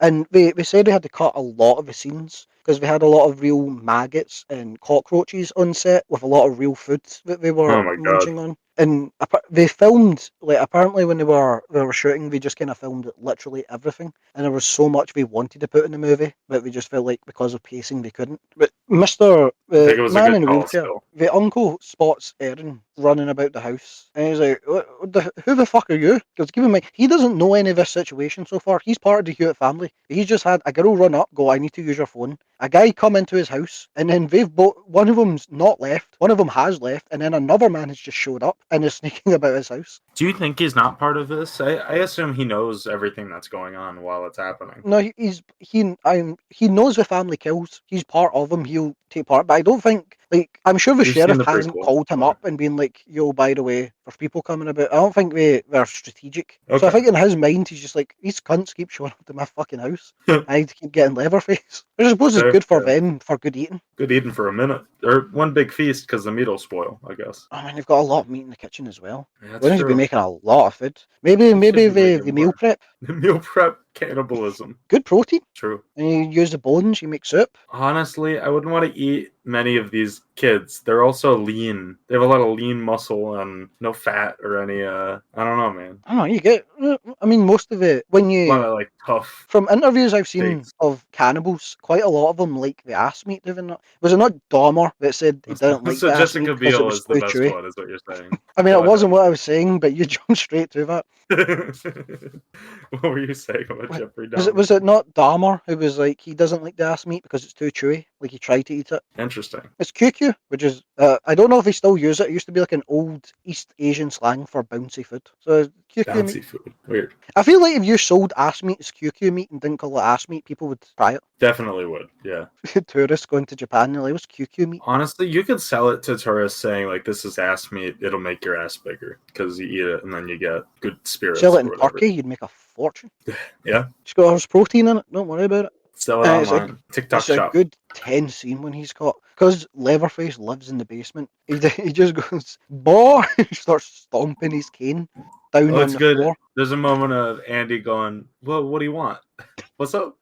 This He guy's threatens- angrily tapping his cane, and my guy is going, "Yeah, what's up, my guy? What do you need?" He's threatening to beat the shit out of his old man, who he hasn't confirmed is even part of this situation. Yeah, I love how he's brandishing this fucking tire jack, which, like, I think would be an okay choice in any situation that's not this, but you know it's useless against Leatherface. And we summon Leatherface, and the metal door slides open directly behind Andy, which doesn't work because in the previous scene we were upstairs when the metal door slid, but we'll ignore that. And Leatherface, I think it's more of a swinging door upstairs, and the sliding door is downstairs. oh maybe true.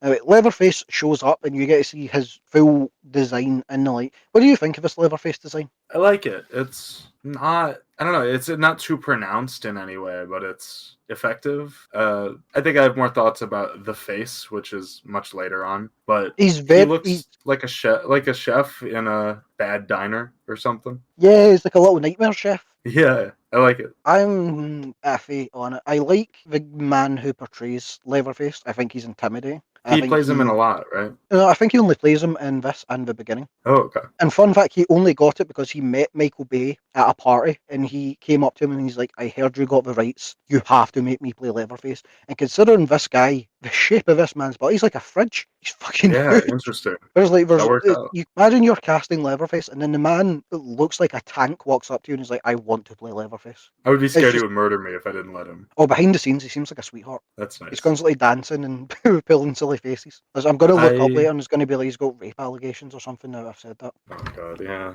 It's always dicey. I should stop saying actors seem nice. I've already done it with like 2 other people in this movie. Just start saying they all seem like pieces of shit. They all seem, of them but seem I don't feel awful. bad when it's like, I'll look up and it'll be like, oh, he donated all he's made of this movie into charity. Oh. And I'm like, this scumbag piece of shit. I like this sequence, this sort of fight sequence that they have for a Oh moment. no, this sequence is fucking great. This is such an iconic Leatherface scene.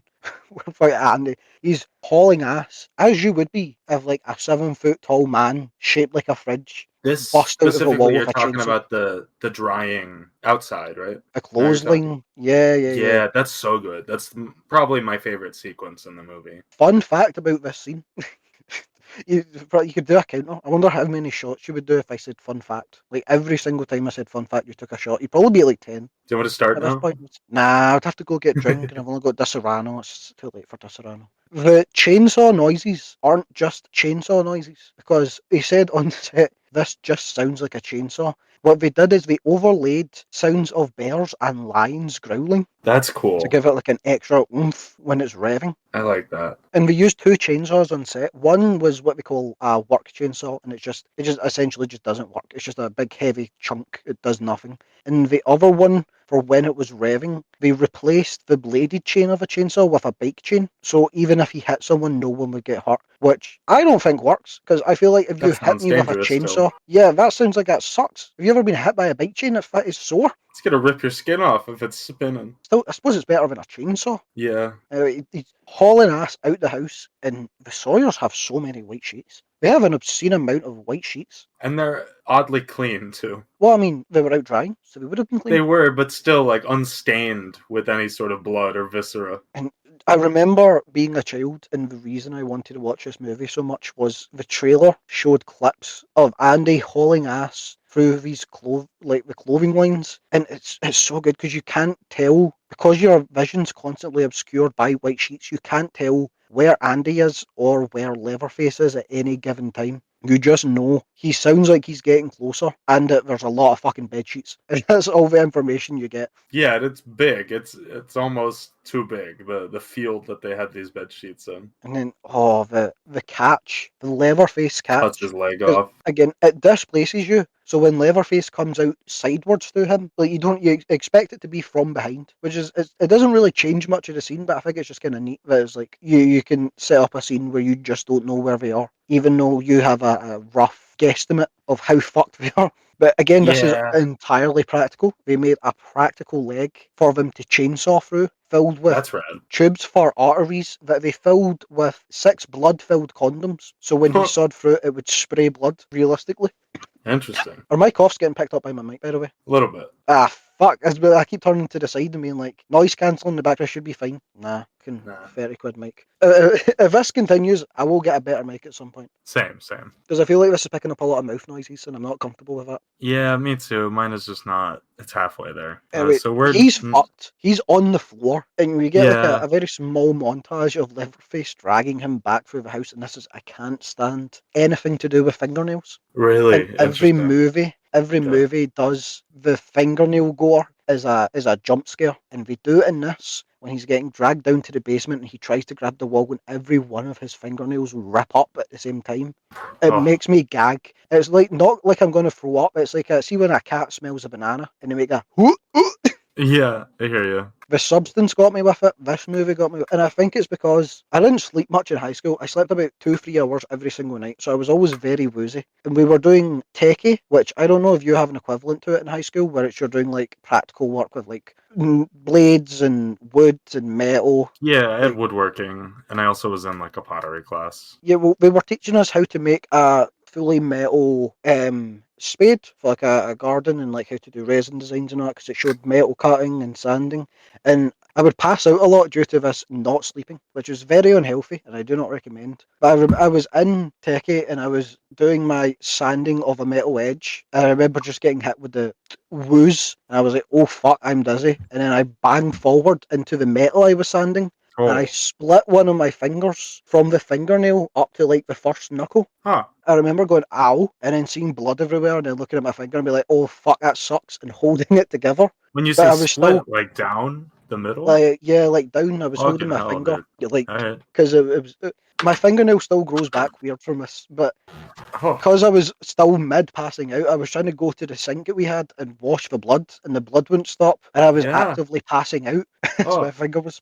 I woke up dude. in a wheelchair in the school office. I didn't have to go to the hospital because I just kind of like they'd bandaged my fingers together and they were like, "You're fine." But What the now fuck? I have. See where your fingernail bed starts? One of my Yeah. fingers has it's like a little crescent moon cut deeper with a scar Oh, going up it. And oh. because of that, I where my hate this. fingernail split, my fingernail has grew back with like a bump in it where I don't know if it's because I've maybe cut too deep into the skin and now one part of my fingernail's trying to grow on the scar tissue, so slightly higher up than the other. Interesting. Yeah, I I guess so. still, if I catch this fingernail and stuff, I have to be careful because it's not loose, but it's looser than my other fingernails. Ah, You think, I'm the one with the fingernail problem. But I anytime I know, I pull it, I'm like, know. whoa, I'm whoa. processing that too. I've luckily never had I've never ripped it out, luckily. Oh, I One day have I will. I know I'll fall home drunk one day and I'll go, oh fuck. one time someone slammed a bathroom door in front of me and my foot was like on the barrier of the door, so it hit my little toenail and it flew up over me. It Ooh, was oh,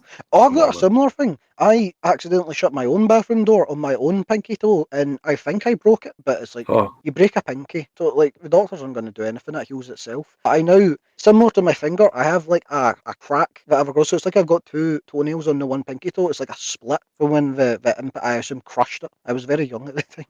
yeah, same. I've got some fucked up nail stories. I didn't Oh, realise I had 2. I've got 2. yeah, I think I've only got that one. Where are we at? So We Aaron's cut. just running through the woods. This No, guy is no, Erin's back with him because remember she's already back. they'd Okay. agreed to split up. Yeah, they're just chilling by the van, and then Erin's like, "Yo, fuck it." No, Kemper did take the keys earlier because Kemper's like, no, Erin Aaron goes. takes the keys. Does Aaron Erin not go definitely back takes to the the keys. house? I don't think so. I think she's running through the woods. I think it splits into 3. I think she's running through the woods while Aaron, or no, I forget the guy's name. The blonde guy is being put on a fishhook while the other two are waiting in the car graveyard. And then the sheriff comes by. Yeah, the sheriff comes by and bumps into Erin, and Erin's like, "Oh, it's fucked. Like, my boyfriend's went missing.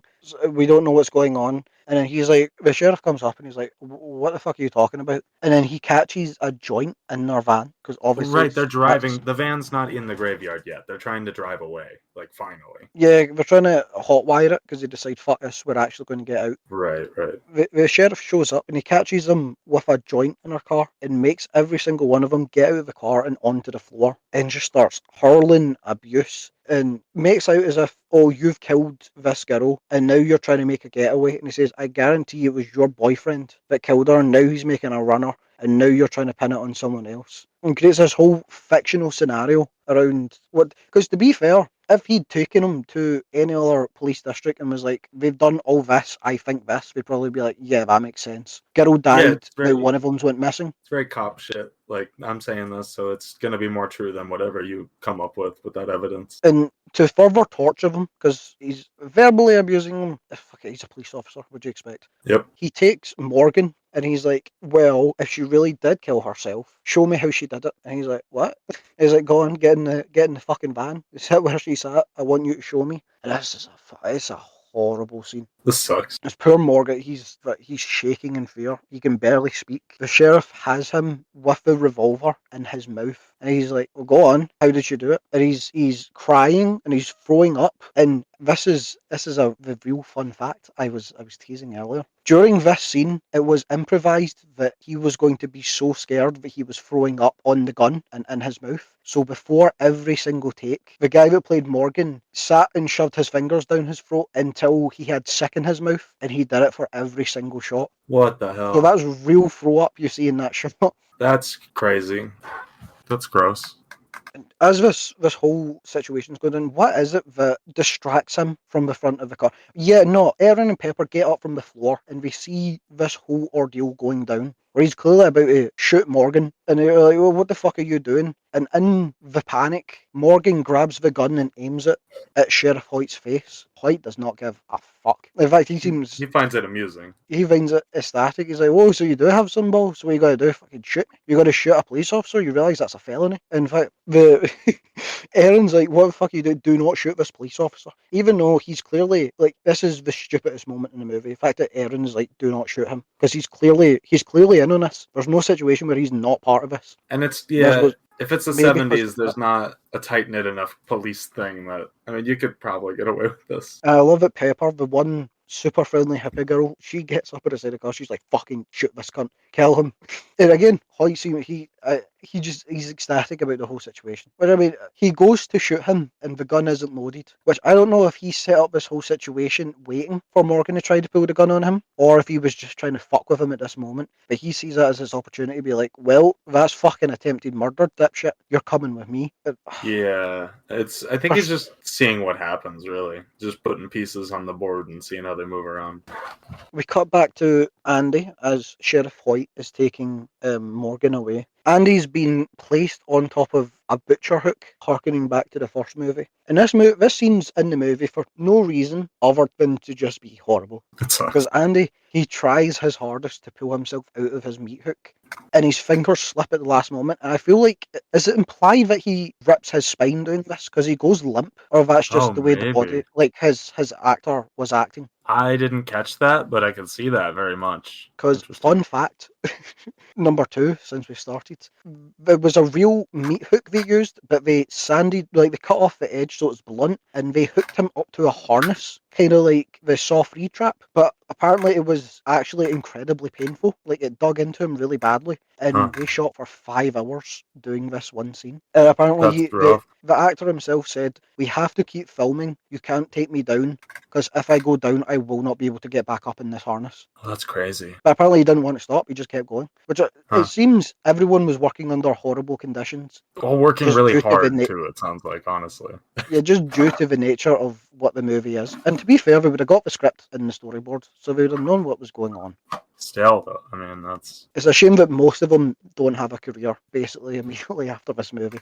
Yeah. Because everyone's good. No one gives a bad performance. It's a good subversion that, because the cops taking Jonathan Tucker away. The two girls are in the van. Our guy's on the meat hook. Leatherface shows up kind of further away than you would expect him to. You've only seen him in the house so far. Yeah. We get an establishing shot, I think, of him leaving the house at one point before we cut back to Hoyt driving Morgan back to the Hewitt house. And it just makes you feel bad because Morgan is so scared and upset he actually can't speak. His lip is quivering the entire time whilst Hoyt is talking to him. And we were discussing the Skinner concert.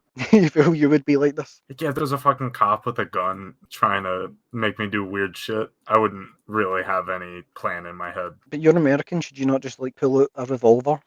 Yeah, no, I would call my lawyer. You're right. I have my lawyer on retainer, so I would call them. And you would go. You would say, what's it called when people that have no idea of the law start making up laws and pretending it's a law to try and get away with shit? It's a thing. I've seen it happen in America. I don't know. That's funny though. It's my right as a human being. It's in the there's a fucking term for it, and it's going to piss me off. You'll get people that will refuse to leave shops when they're supposed to, or when businesses refuse to service people, or when someone tries to arrest them, you'll be like, actually, and like a sovereign citizen. Yes, that's the thing I'm thinking of. Oh yeah, what fucking asshats, man. Yeah. How's your entire personality based around I'm just going to make up laws and pretend they exist? I assume there's a legitimate use case for it, but I'm not aware of it. Your legitimate use case would be you phone your lawyer and be like, is there any law that can help me here? Yeah. And as we're discussing the Skinner scene, what does he say that pisses off Hoyt? He says something that makes Hoyt angry as he's drinking his beer, and he smashes the bottle against Morgan's face.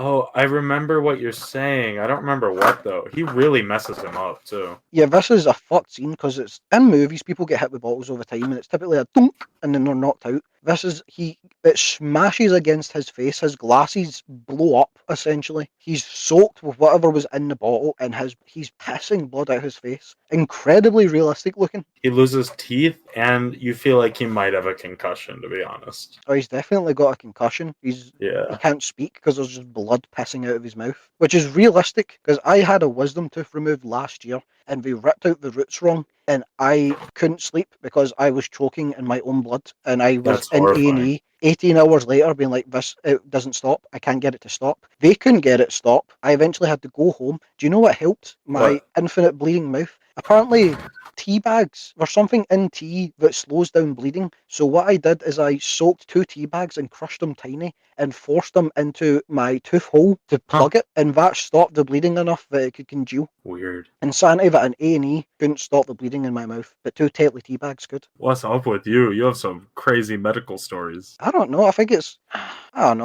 just a dumbass that can get hurt a lot. But I suppose getting a wisdom tooth ripped out wrong wasn't my fault. No, not at all. The first 2 were definitely my fault. That was stupidity. This one was just this is a bad... I have limited edition Suicide Boys merch, but it's just caked in blood. I can't throw out because I'm like, that's very expensive. It was pink shorts as well, and it was just like a brown blood splatter across them. I'm like, Nah, that sucks. Oh, anyway, no more. I'm getting tired. I gotta move. Keep moving. I know. I'm getting fucking tired as well. Leatherface goes after the girls. It seems at some point Hoyt has told Leatherface, go fuck up these girls because they're gonna hotwire this car and get away. So I'm trying to do it earlier. Leatherface shows up, angry boy. He's chainsawing. Girls are screaming. Dumbass Pepper tries to make a run for it. They use feathers when he's sort of dicing her with the chainsaw. When he hits her through the top of the van as well, and she's not quite getting hit. It's interesting that they're opting in the car. I think it's the seats of her car, and then I think it's her jacket when she's on the floor. Yeah, right. This is a strangely graphic movie that isn't very graphic whatsoever. It's kind of got like a Saw thing, where they'll show a lot of stuff, and then a lot of stuff they'll cut away from, but just imply how bad it is. Do you agree? Do you not agree? I do agree. I'm trying to think about how I feel about it, because it's on a level not enough. I feel like the first kill wasn't as gory as I wanted it to be, but also they didn't want you to think he was dead immediately, I don't believe. And I like that they're being creative with it. Just the feathers didn't. Feathers and blood would have Right. been cool, you know? Yeah, red feathers. Yeah. Yeah, I get it. Maybe it just doesn't work in the lighting. And Leatherface is doing his thing. He's dicing and slicing. Pepper's going out unceremoniously, incredibly stupidly. The light of the van lights up Leatherface's face, and you see that he's flayed Kemper's face and is wearing it as a mask, which must be horrific in Erin's situation, being despite not in the film, the father of your child, the man you're about to marry, whilst you're on holiday going to a concert, there's now a man wearing his face coming at you.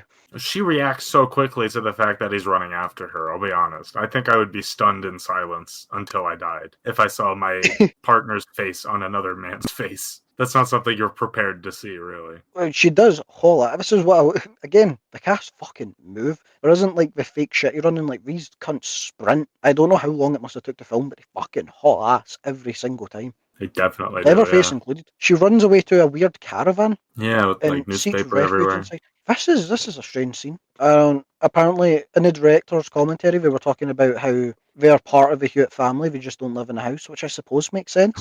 Yeah, She they're like goes in, cousins, it feels like. yeah, and she's like, I need a phone, I need help. And they're like sit down, we'll make you a cup of tea. There isn't a phone. Sit down, shut up. And he's like, there's a guy killing people. And they're like, that's Tommy. Everyone knows Tommy. He's harmless. Why are you talking shit? Sip some tea. And then one of the girls that are in this caravan go into the back room to get a baby because it started crying due to Erin's hysterical screaming. They get really And- mad at Erin too, which is funny. And they're like, just fucking drink your tea. Yeah. They're the most British American people ever. We see like a trauma Fucking and they're like, problem, drink drink the tea. tea. Drink a cup of tea. I mean, She doesn't suss the tea, which is a little odd considering how much they're talking about it. Yeah, I think she's just in shock in this moment. Yeah, yeah. She sips the tea and she goes into the back room. She looks at this very, very, very blonde child. And then looks at the people in the house and she's like, that's not your baby. And then the tea hits her. The tea being, I assume, Rohypnol in it. I don't know how these people got drugs like that out in the middle of buttfuck nowhere. But we do. I don't know, I feel like we always look, but this is episode 2 that we've lost steam towards the very end. Yeah, well, we have to. It's a pace thing because we burn a lot of energy on tangents, and we have to figure out how to keep the segues going while we're doing that. I think it's. I think we need we'll to learn find a do. time that's earlier for both of us so we don't get burnt out so fast. That's true, also probably, yeah, because this is pretty late on both of us. Yeah, it's 3 a.m. right now. It's only 10 p.m., but I haven't been sleeping well. Oh, never have I. We're both in the same boat. Yeah, I've been too busy Yeah. watching the Texas Chainsaw Massacre for the third time. I've been playing Resident Evil and watching Dexter. Okay, so Erin wakes up in the Hewitt household in the basement. This is again, it's another weird rapey scene. Hoyt's got her between his legs, and Oh yeah, I hated that. yeah, again, there's not explicit like rape, but it's so heavily implied, especially with a hitchhiker in the beginning. You know It's what the scene. The discomfort of the imagery is what they're playing on, at the very least. Erin, she gains some balls whilst they're trying to fuck with her. I think they get joy out of scaring her. She has none of it. She's like, "The fuck is wrong? You're all weird fucking maniacs. Get me out of this fucking house." This pisses him off. She gets dragged down to the basement and slammed in there, which is where we actually finally see the aftermath of some like the other people of the friend group. We see what happened to them. Because the storylines have all built up in a way that all of them have got fucked up, but we don't know if they're dead. And she first comes across Andy on his meat hook. He's gone. He's having Like a rough time. He's pale, he's cold, he's shaking. Fair enough in his situation, being hung from a meat hook without a leg. Actually, I think he's being a real pussy about it. Well, I mean, when Leatherface rubbed salt on his leg and packaged it up to dry it out, I feel like that should have woke him up a little bit. I should have given him some energy. He was should being have looked been after. kicking. I actually would have been out of there pretty quickly, I think. See, I would have just hoisted myself up, like using my own body strength, Exactly. and then kicked out the wall and then crawled away. Yep, using my I should upper I'd body have stayed. strength and No, my I would have jack got boots. his funny little knife he was playing with, killed the whole family right then and there. Then went for the cousins. Then found the little kid. No one would have been safe. This would have been Texas Chainsaw Rambo with both of us there. Of course. Well, you're American. You would have found an M16 like under Yeah, the actually, kitchen counter. I would have fashioned some sort of rubber band and steak knife gun out of whatever I could find in the kitchen because I'm so familiar with guns. You're in a tattoo machine and put an eagle on your arm before you did it. Right, yeah. I need the strength. But don't tread on me logo on your leg. No, I need to. That has to somehow be put on them. I have to brand them before I kill them with that. No, you tattoo the don't tread on me logo on you, and then you find a snake in their basement, and then you kill them with the snake venom just by running up, and Perfect, yeah. it's like nunchucks. I thought the guy standing above the piano was interesting. Putting a piano right under him. It's kind of pointless, but it was a neat image. It was neat, especially we think is supposed to make as he's trying to stand up, and he's like, Erin, I know you want to say it, just fucking kill me. And Yeah. we don't get. She doesn't bitch out. This is one of the only movies you'll see where someone's friend goes to them, "Can you just fucking kill me?" And she's like, "Yeah, fair enough." Yeah. I don't know if it's due to her being like, "Well, I'm not going to get him out. I can't leave him," or if I did help him, how the fuck am I going to get out with him? Yeah, I think all that, and also just this is the power you have in this situation. You know, she doesn't even know if she's going to get a quick death. And he really hasn't even, but she can give him something. She takes Leatherface's fancy little knife I was talking about I would have killed everyone with earlier. Upper body strength for this girl to plunge this knife straight through his chest into his heart. Applause That's to true. her. Crack his sternum right open. Which we talked about this in the director's commentary. She's screaming a lot in this scene and her voice is starting to leave her. They filmed this chronologically, and because Jessica Biel can't scream for long or her throat gets sore, it actually works for the movie because as the movie progresses, her scream gets more and more fucked. Oh, that's good. There's so many like little small details that this movie's quite fun with. After killing her best friend's best friend, I would say. Yeah, her Yeah. boyfriend's buddy. She finds Morgan, little nerd. He's in a bathtub. He's not doing too great, but he doesn't seem to be like he's We not. don't see him get shot, right? Yeah, no, he's in not too bad of a position. He's in. I think he's maybe just a bit in shock. He's got a bullet hole in his back. Does he? Rose got a No, bullet he was. hole in his back. No, he would have been meat hooked.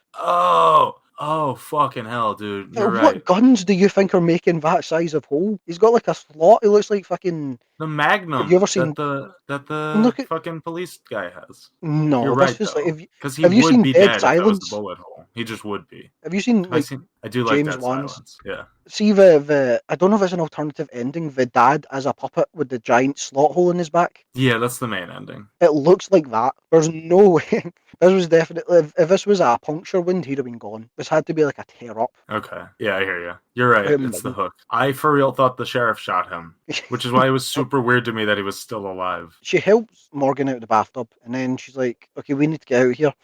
She's Liv like already being Jediah. pursued, right? Or maybe we know Leatherface is there and he's almost about to start chasing them. Yeah, I think Leatherface comes down to do what he does, do his thing. Well, Jediah shows up and he's like, "Come out this way. There's a back exit." Leatherface notices, not too chuffed about that. Starts chasing him down. It's a miracle that Morgan and Erin can run this fast, supporting each other. Considering Leatherface was, but he was like Usain Bolt earlier in the movie. Yeah, I suppose maybe it's the like tight corridors. dead weight. I think maybe just because he's like he moves with pure rage, maybe all the turns and that aren't too good for him. It's kind of like Mario Kart. He's got like top speed, but he's got low control. He's got to maneuver the chainsaw through everything. He does have to because there's wood everywhere to get it stuck. Is this maybe what's more like Texas Chainsaw 2? This area under the house? Yeah, it does feel very 80s set design. The weird wooden map thing they've got on the This doesn't feel Texas Chainsaw 1 to me.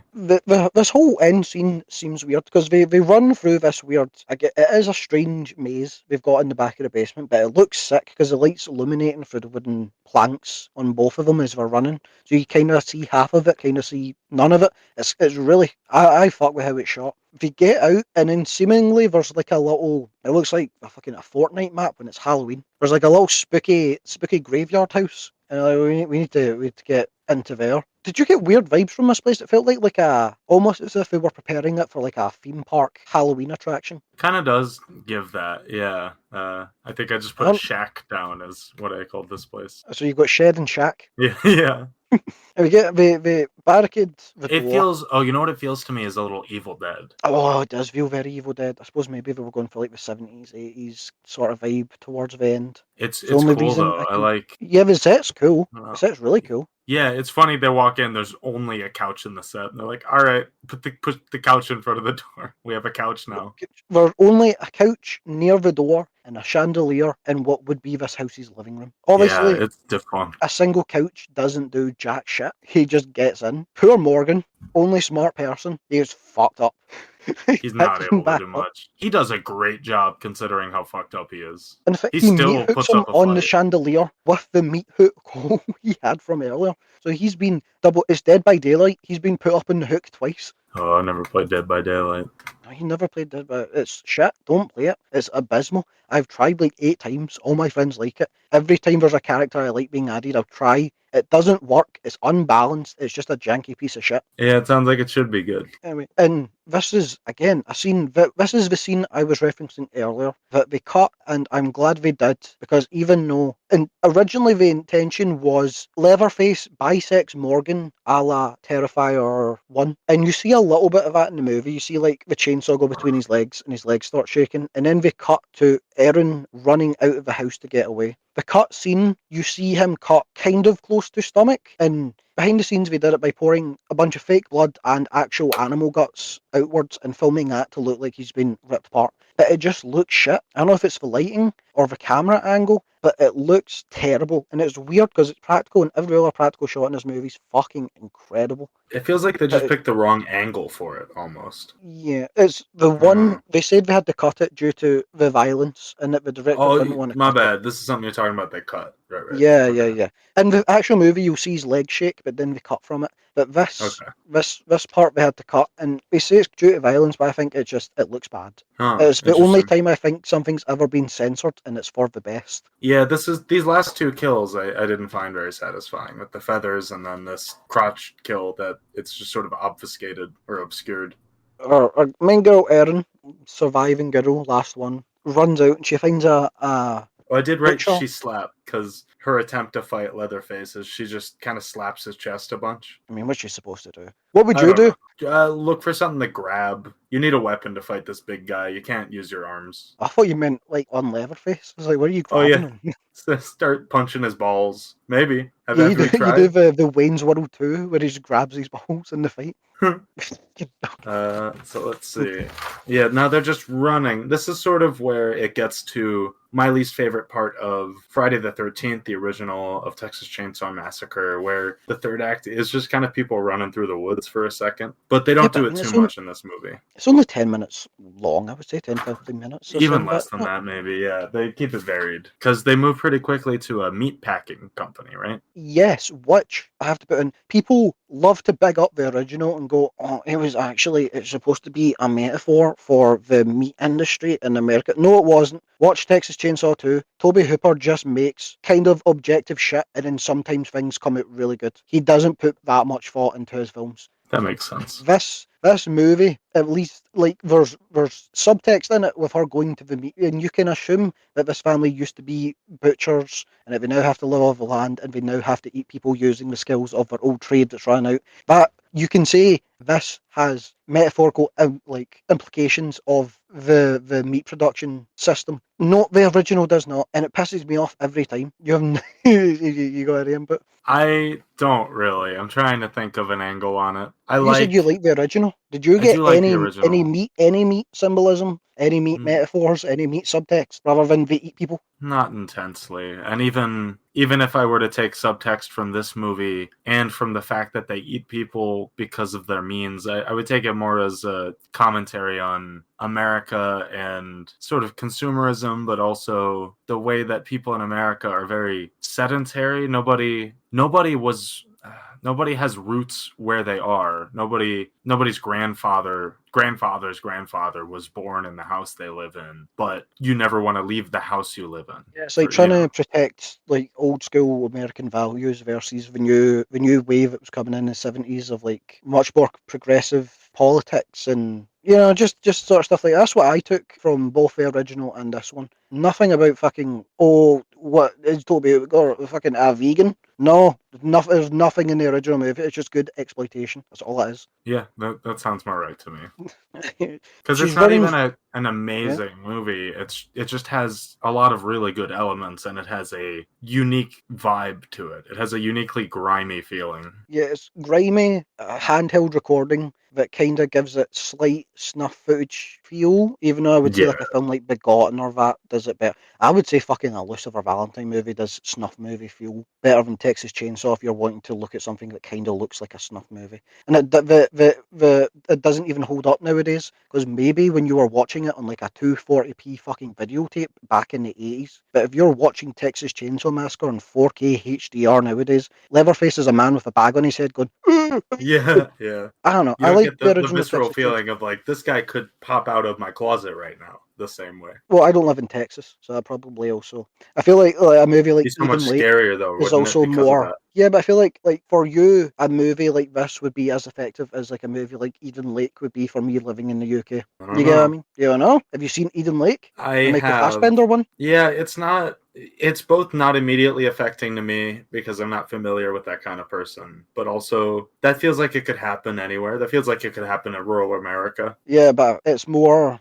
of a youth culture and about the parents that facilitate it in the UK. You see the amount of people that get stabbed to death by children in my area that act exactly like Jack O'Connell in that movie is actually horrifying. There was a man who Word. used to be a regular customer of my takeaway who got his heart carved out by a teenager because he accidentally stood on his dog's paws. So the child Wild. whipped out a machete and ripped at him enough, his heart came out. Okay. No, I wasn't aware of that, how accurate that was. There was Interesting. footage going about. It was fucked. I bet. Some cunt I was want to hiding watch in it. the woods videoing it, which, and if you're in that situation, don't video it, just fucking run. Oh, Maybe these well, people aren't as hold stupid. up. You're actually, we have to save it for an Eden Lake episode, but you're actually hammering on one of my points of Eden Lake, which is they should have been getting more data and evidence. They should have been taking pictures with their little phones and that. It wouldn't have Okay, helped, we're, but they should have. we're supposed to be stopping tangents, and I'm talking about the, No, we're the, talking the about a whole state of different crime in movie now. Glasgow. Yeah, okay. Maybe we'll talk about Uh, Eden Lake. That's so that's a movie I don't want to watch multiple times. That's a no, depressing movie. that's a tough one. I like what it's doing, but it's tough. We're running through sort of an Outlast feeling. Yeah, it does feel Meat very industry. Outlast. She's running through the meat packing factory. Obviously, big Leatherface. He knows his way about, so he's gaining on her tail. Fun fact: Jessica Biel was a vegetarian, and that is all real meat, and that is a real meat carcass that she has to hide herself in at one point. And apparently, it's the only time she complained the entire time on film. But she said, "Fuck it, I'll do it anyway." Huh. So props to Jessica Biel. She's a real one. Yeah. It sounds like all of these actors were working above their station, to be honest, And the to make reason this all the movie meat happen. is wrapped up is because they didn't have the budget to buy all that meat. And if it was wrapped, they were allowed to resell it. So chances are, if someone in 2003 bought a McDonald's cheeseburger, there's a chance that Jessica Biel had spooned the cow meat to make that. Huh. Just a weird thing to. That's interesting. I would have figured they'd faked them. They like paper mache meat under the stuff, but no, they actually got it and just kept it wrapped. That's wild. Must have stunk on set. Yeah.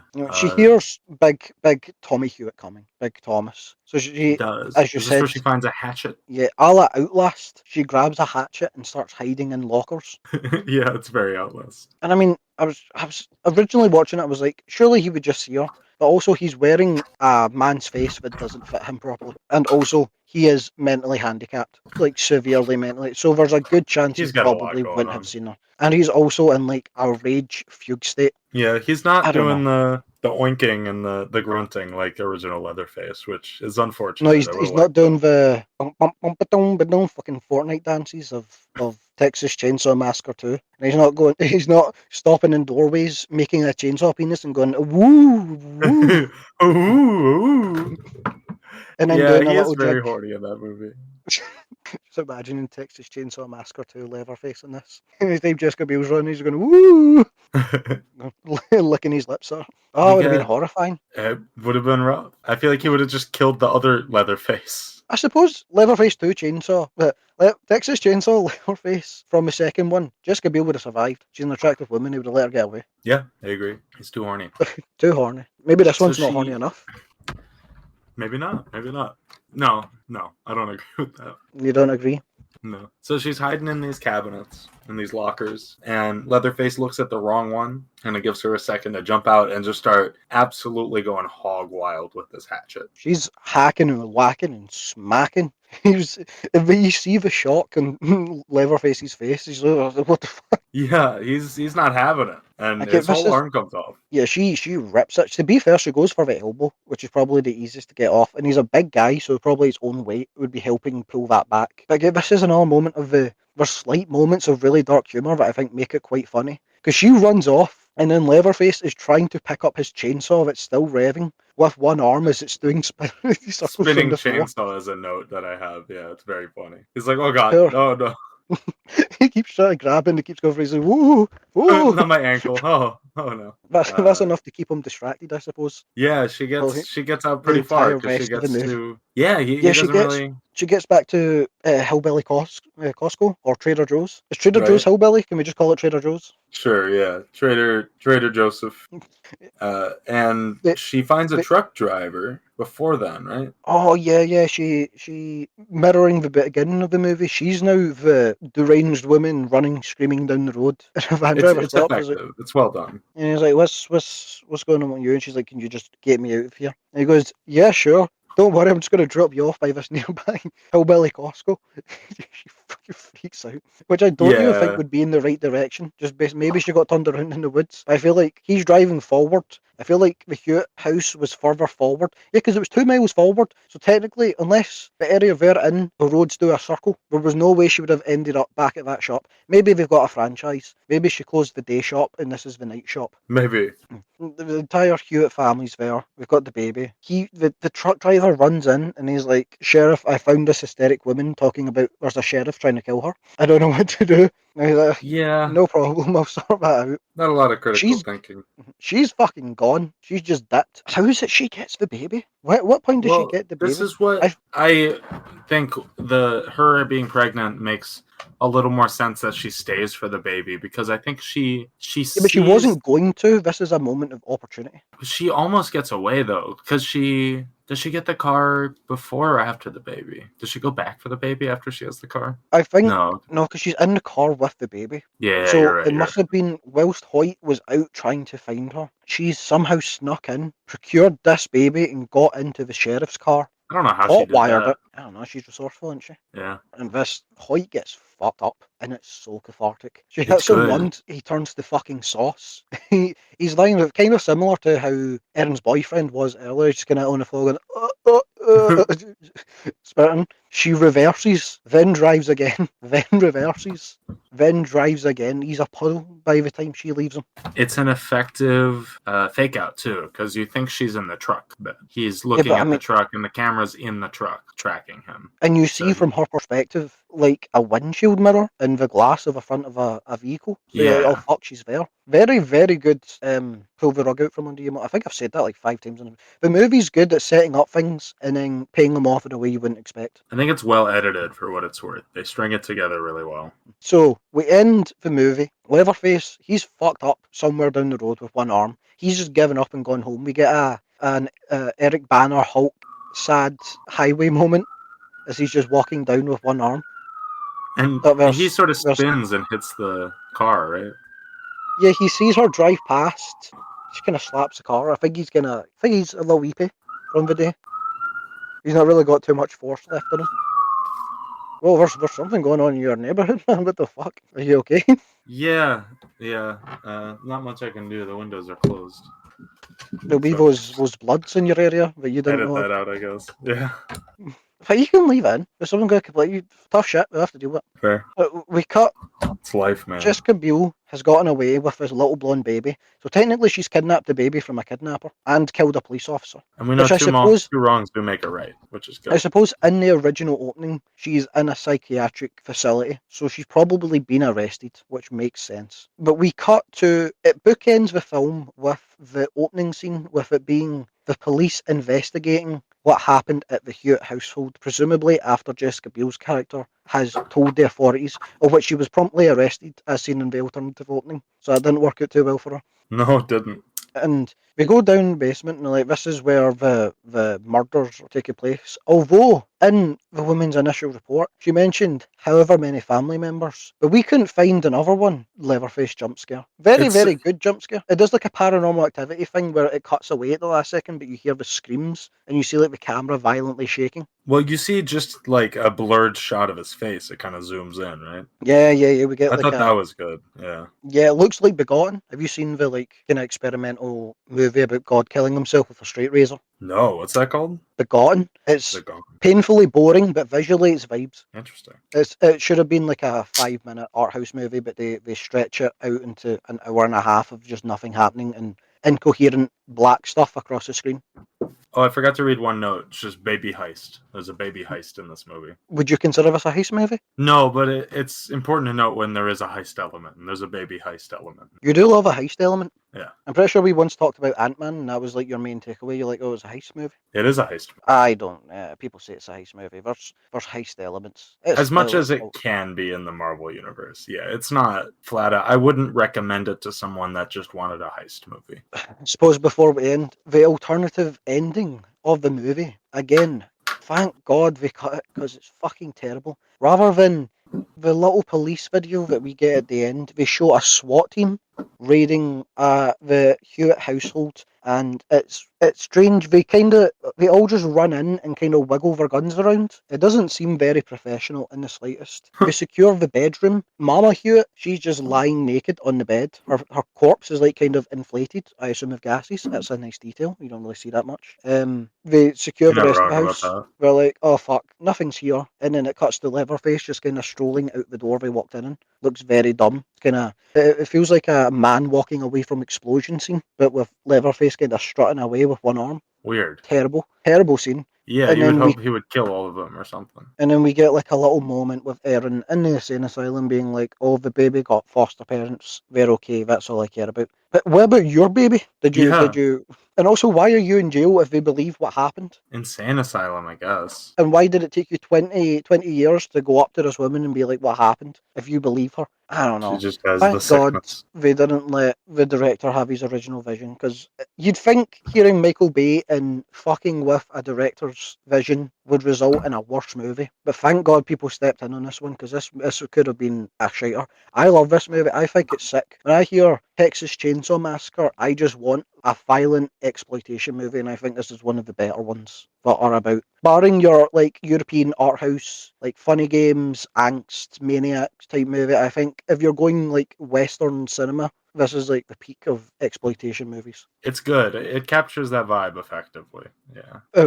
So I recommended a good one. Yeah. Have you got I closing think thoughts so. on the movie? No, it's simple in a way that it's hard for me to sort of quantify how much I like it or how positively I want to rate it, which I haven't done yet on Letterboxd. I also haven't done. I would keep be thinking about it. somewhere right around a 3 stars. I think a 2.5 would be a little too low, but it's closer to 2.5, 3 stars. Not because it's bad, just because that's sort of where this level of horror movie sits for me. For me, when I was going to rewatch it, I was like, I think I prefer the beginning, because I've got that at like 3.5. I was like, this will probably be a 3 for me. But I think knowing all this dumb behind the scenes shit, knowing that real meat carcasses were there, it was real animals, real sick, people were actually getting hurt on set, I feel it just kind of elevates it for me a little. I think this is going to like a 4 star. Because again, I don't think you can get a Western exploitation movie that's... I can't think of one off the top of my head.